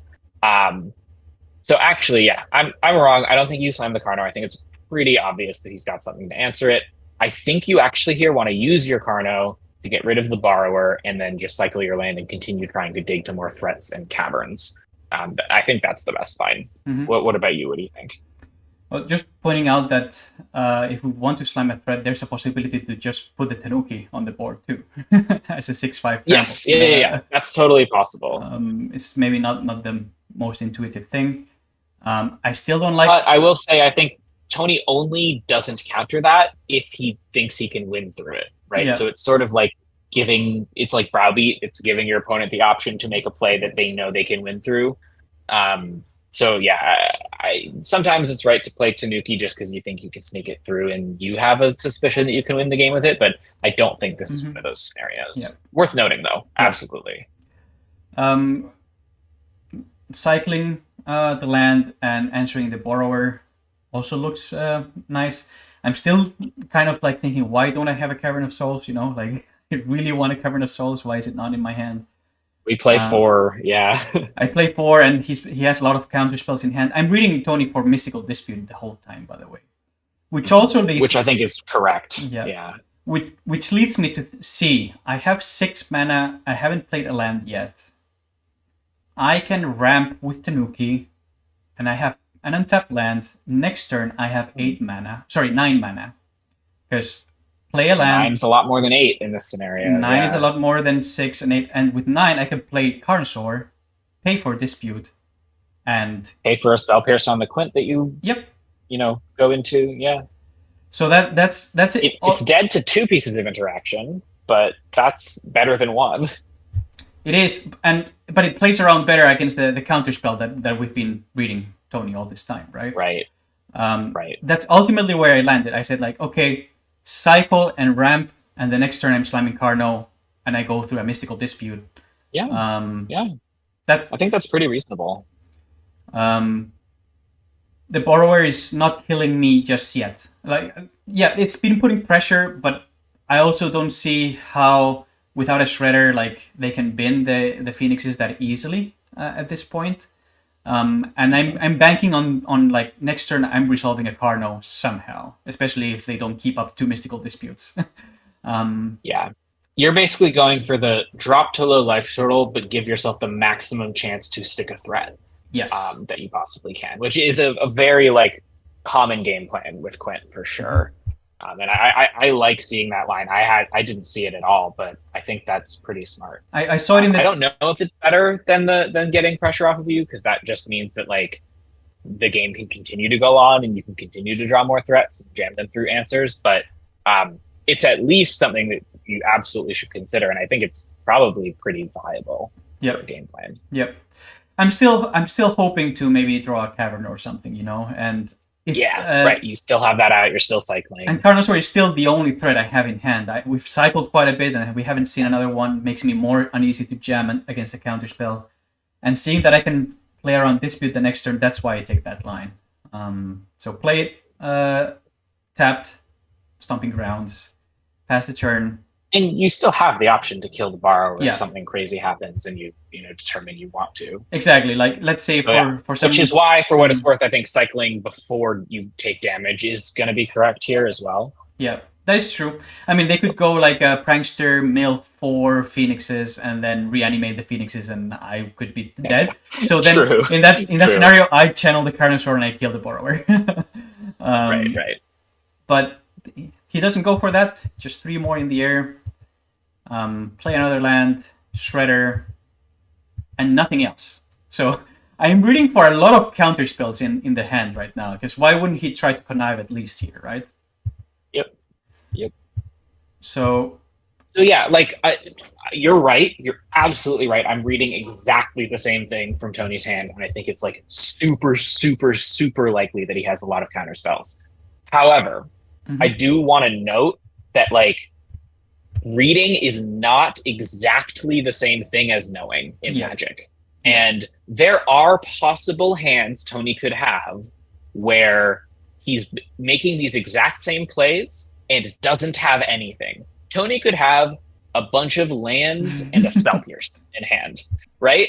Like, it is important if you decide that you can't beat the counter spells anyway, even if Tony does have them, it is pretty important to still grab the 2% equity of the games where Tony just has nothing and has a terrible draw, right?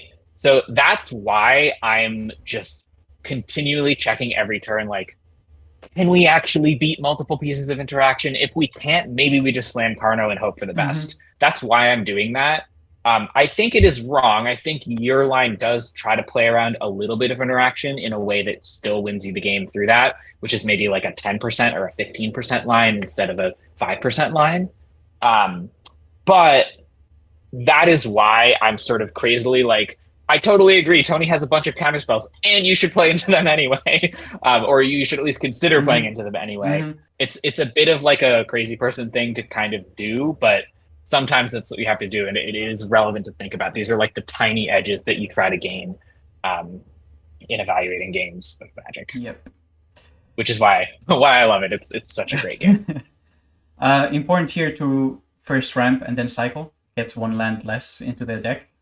Chances minimal for that. True. That's what I do. I think I put a plains and then I cycle. And finally I get a second thread. Finally I get a second Carno. So now it's jamming time, and I have the insurance of having a second Carno in hand, which I think it's pretty good. 2 mystical disputes don't get me. I can pay for the first one, and then there's not enough mana to pay. Dispute plus Pierce, and then I discover Quint would be bad, but still not the end of the world. I will say 2 disputes do get you if you mill into a clone, right? Or if you discover into a clone, because then they only cost 1. True. And so that is relevant. Like at some point, Tony can disrupt your combo with 2 disputes. True, but then I slam Carno, 2 disputes. I still have a Carno on board, right? I'm not dead to the Hall of You do, but you're under enough pressure in the air that I'm still pretty worried. But again, like, what's the alternative, right? It's not like you can play around 2 disputes, so I don't think there's any reason to do so or to worry about it. Play the forest, play the Carno, and let's see this. So Joy Disruption. Joy Disruption. I'm like, okay, I have to pay the one. I don't have the Carno anymore to pay, but I cannot just get Joy Disruption and accept that. So I pay. Right. And then Ether Gust. So the Ether Gust, very annoying over here. Yeah. They always have the one of. That gets you. Bin the Cruise. Put it on top. And I'm dead if Tony has a land and activates Hall of Storm Giants, or if there's a Phoenix. But he hasn't been a Phoenix over here, so still okay, quote unquote, if there's not a drawn a land. And the next turn, I can still jam the cards, all right? Right. So and that will win you the game, in theory. So draws the land and consider. So no untapped land for the Hall of Storm Giants. So now, the Hall is dead for this turn, which is important. Bins another Shredder. Opt. And bins with the Connive the Phoenix. And now we're dead. So that goes to the bottom. Yep. Treasure Cruise, get cards in hand, and doesn't play around. Tony doesn't play around the Leyline Binding. Just kills me there. Yeah. But I will. What a rough match. So that was rough. It turns out that during the whole game, Tony had a Disruption and an Ether Gust in hand. There was no mystical dispute. So obviously, to the eyes of the spectator, looks like I played very passively, because if I had slammed the Carno 1 or 2 turns earlier, that gets Ether Gusted to the top of my deck. I can slam it the next turn and I win, right? Because there's like no. Well, you slam the. Oh right, it goes to the top of the deck. Yeah. That's tough.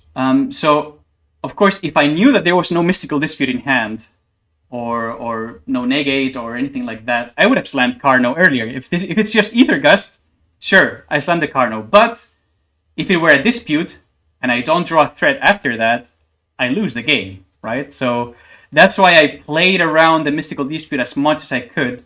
And then Tony's play of Juari Disruption, make me pay an extra 1, and then Ether Gust, that was excellent play, because he read me for having a second Carnosaur, so that if he draws an untapped land, he wins with the Hall of Storm Giants, and if he only draws a Phoenix, he still also wins, right? So also very, very masterful play for doing that, making me pay the extra 1. And again, it was a very, very tight edge. Like, if I survive this turn and I slam Carno, I have a very good chance of winning this game, because I have played around the disputes and all of this.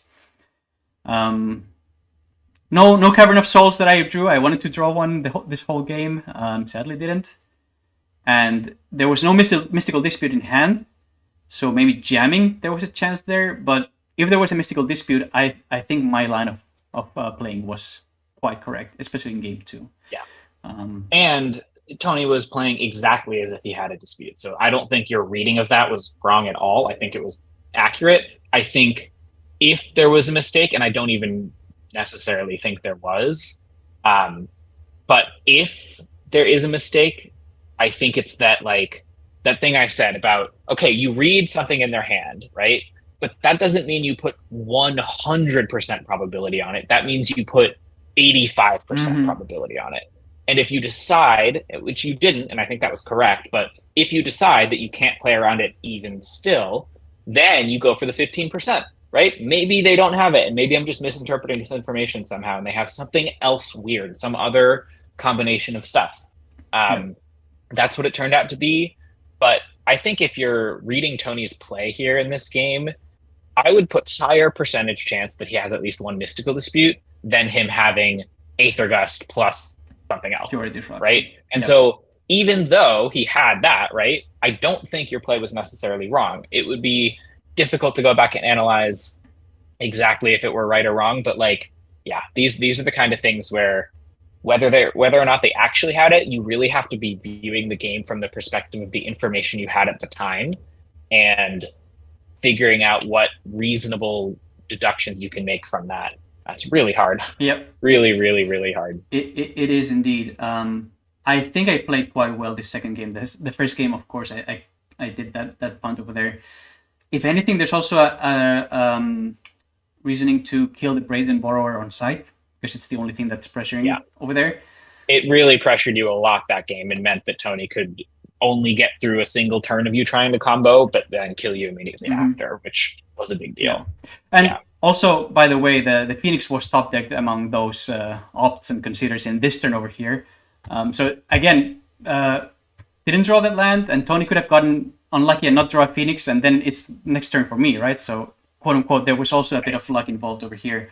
What I'm trying to say with all of this is, it's either we kill the Borrower on site and rely on the top of our deck, and we hope not to draw a Cavern of Souls, because imagine I channel the Carnosaur and then the next draw is a Cavern of Souls. I just whip myself, right? It would have been pretty bad.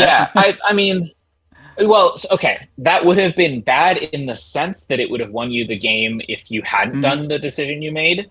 But honestly, I will say, like, I think once you use the Carno, you, especially if you're in the game, right, and trying to make this decision, but even in analyzing the game after, I don't think drawing a Cavern of Souls after that is a negative play, right?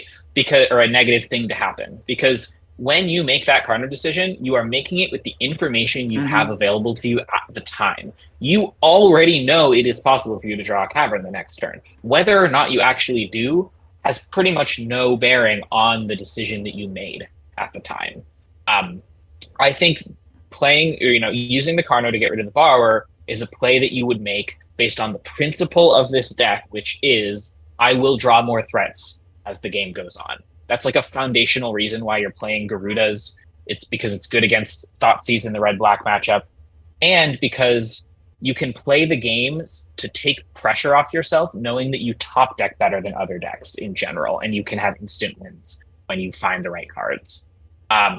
So I will like push back a little bit on the idea that like you should think about drawing a cavern and then being sad or whatever, right? Like based on that decision. That's not exactly what you're saying. I understand. But I really think focusing on that as a like possibility is in some ways a mistake of focus in terms of like figuring out what are the right lines and what are the right decisions in the game of Magic. And it's not even the worst thing either, because I can play Cavern and then play Karuga, and draw a card and like draw into exactly right. So, yeah, totally. I think you should be aware of what you could potentially top deck within the next few turns. I think that's also that was also a good thing to cycle the 2 lands that turn. It's like, okay, I have a lot of draws. A Cavern would be. I like that line quite a bit. A Cavern would be excellent. And then I thought like, okay, I can ramp enough to play around Mystical Dispute, which I believe that they have in hand. Also, by the way, I would have slammed earlier if I had just one other threat in hand. But I only had the Cardinal, and I didn't want to risk losing my only threat. That's the difficult psychology of this deck. That's like, difficult. I only have one. I might not draw another. And yes, you might not draw another. You might just die to drawing a ton of lands or bindings or whatever. Like, that is always true. And it's really just a question of like, yes, but is it more probable than not that you will draw another? That's usually the reason why you tend to just jam, as our team had as our motto for this tournament. But that's a joke, right? Like it is not always correct to jam in this deck at all. It is more correct than people might think, but it is still, you have these really, really difficult turns where you don't know what threat to play, which threat is like slightly more likely to let you combo off or win the game or get through their interaction or whatever. And you have these turns where you're trying to read like the probability distribution of what they could have in hand and which of those things ends up mattering for the threat that you're actually playing. And how likely are you to draw more if you get rid of this one? Do you have cycling lands? Do you have Karuga to draw stuff? How many turns is the game going to go after that? Oh man, I love this Quint deck. I'm gonna write up like a primer on it this week, I think. And like, yes, it is a simple deck. It is easier to play than something like Phoenix, but there's some real beauty and complexity in the decisions here. And I'm so glad we had the time to just like dive super deep into them with your matches. This is really fun. And just a 1 or 2 minute comment, with this specific list with so many counter spells and interaction for a combo, there is a good consideration of putting 1 or 2 thought distortions from our sideboard against this specific list of Phoenix. It's not correct against lists with maybe 3 counter spells or 4 counter spells, but when it's like 8 counter spells, and there were like some games also in the finals with you, right, where like landing a thought distortion, taking away like 3 or 4 counter spells would have won the game too. It is a consideration, but we normally don't sideboard in thought distortion against this matchup because the window where it's going to be really good is quite narrow. You can be getting beaten down by Shredders and Phoenixes, and then Thought Distortion doesn't do anything. Maybe there is not that many interaction spells in their hand, and so Thought Distortion also doesn't do much, right? So, but against this specific list, it might have been correct to side in 1 or 2, which we didn't do because when we tested this in our team, we were not seeing such a counterspell heavy list from Phoenix. But that is all 6 rounds of Explorer. And thank you, Ryan, so much for analyzing with so many minutiae and so many details. Really happy to have gone through all of this. I don't know if you have any other thoughts to the tournament. We did very well with Quint. I think all 3 limited specialists. We're playing against the top of the crop here in Constructed, and we still did 3-3 in the Swiss, all of us. You got to go to the top 8 thanks to your 3-0 in the draft. Ethan and I only did 2-1, and that prevented us from being in the top 8. But I did 2 wins out of 9 in AC4, which could technically be 3 since I punted very hard on the last round. And here I got 5 wins out of 9. The improvement was there, and having had a team to test with made a difference. I selected this deck mainly because of you, Ryan, who still believed in it, even though most, like everyone else, had like kind of given up on it during our testing. And just the fact that, hey, this deck puts me in positions to win games, to top deck the correct cards. And we had matches where we didn't top deck what we needed and we lost. We had matches where we top decked and we won. And there were definitely some mistakes that I made over here, but all in all, I think I played quite well the deck, and it was a good deck against the meta. I think against so many vampires, it was a good choice to have, and I think we caught quite a lot of people off guard with it. So all in all, super happy with how the tournament went. I don't know, Ryan, if you want to say a few parting thoughts. I also agree. I am happy with how the tournament went. I think, like, as I think I said in the first video that we did here, the margins with this deck and just in general in Magic, especially constructed, like, are so thin. You don't draw the untapped land in a certain spot, and I do. That's a 1 match difference, right? A 1 game win difference that means the difference between top 8ing and like getting to Worlds and not. And we were playing this deck as a team. I think we all played it pretty well, and like as well as we had tested with it, which I think like we got some good reps in and we knew how we wanted to attack the format. And at a certain point, you kind of let go, you give in to the gods of variance, and you just say, hey, one of us might get there. Even if we don't, we are making the best decisions that we can in any given moment. And like truly letting that go, even in such a high stakes tournament like this, I think is genuinely very important for getting better as a Magic player. Being able to be in that mindset where you understand what the probabilities are and you care a lot about evaluating what the most likely thing to let you win the game is. But once you make that decision, you look back, or you stop looking back, and you just move forward and make the next correct decision. That is the mindset I think you have to have for top level Magic. And even if you have it, right, you will only win some of the time when you get extremely lucky. And that's what happened for me. It almost happened for you. We had a really good deck choice. We positioned ourselves well, and we're all playing for top 8 in the last round. I got a good matchup. You got a 50-50 matchup that didn't coin flip your way. Magic is beautiful. Mm-hmm. I love it, and it's so hard, as I continue to say, but I come back to it because like that's just how I feel about all of this. Yeah. Thank you for having me on to analyze these games. This is what it's all about. This is the fun part, is just getting to like sink your teeth into a decision that you only have a couple seconds to make in an actual tournament, like with people watching you, super high pressure. And yeah, it's fun. It's really fun. Mm-hmm. I'm just like excited for you to play more tournaments. Now that we're friends, we get to chat on Discord about our results. And yeah, like that's the goal, right? It's just continue improving and making connections. Yes. So I'm glad we could do that. And again, like we almost rallied. We lost the first 2 constructed rounds. We got 3 consecutive wins and just barely scratched over there. And I got knocked out by the champion, right? So that's also champ. I mean, what a Phoenix player! Like, if you think playing this deck is hard, and it is, try playing Phoenix. Oh my god! And doing it at such a level that Tony did, like, I'm in awe. Yeah. I'm truly in awe. Just to say also another praise for Tony. He's such a nice guy. I'm half Spanish, I speak Spanish natively, and I contacted him the next day. He told me like I am absolutely like a zombie right now. I think because it was like 3 a.m. in the night when in Spain when the tournament finished. So he slept until like past midday or whatever, and he said like I remember absolutely nothing from the tournament. Like there were so many decisions and I've forgotten everything because my mind just couldn't keep up. Such a nice person. Can completely recommend that you follow him too. But Ryan, thanks for coming. Good luck in the World Championship.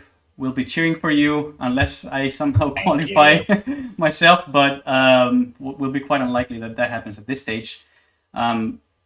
Best of luck with that. Best of luck for the future tournaments. Thank you so much for coming. And thank you, viewers, if you have watched all of this. It's about 4 hours of analysis. Anyone who stuck around through all of this is a cheers. sicko like us. So I appreciate them. Yeah, cheers. Absolutely. So thank you very much. And stay connected and stay tuned for maybe some more analysis down the line. Thank you very much for watching. And thank you, Ryan.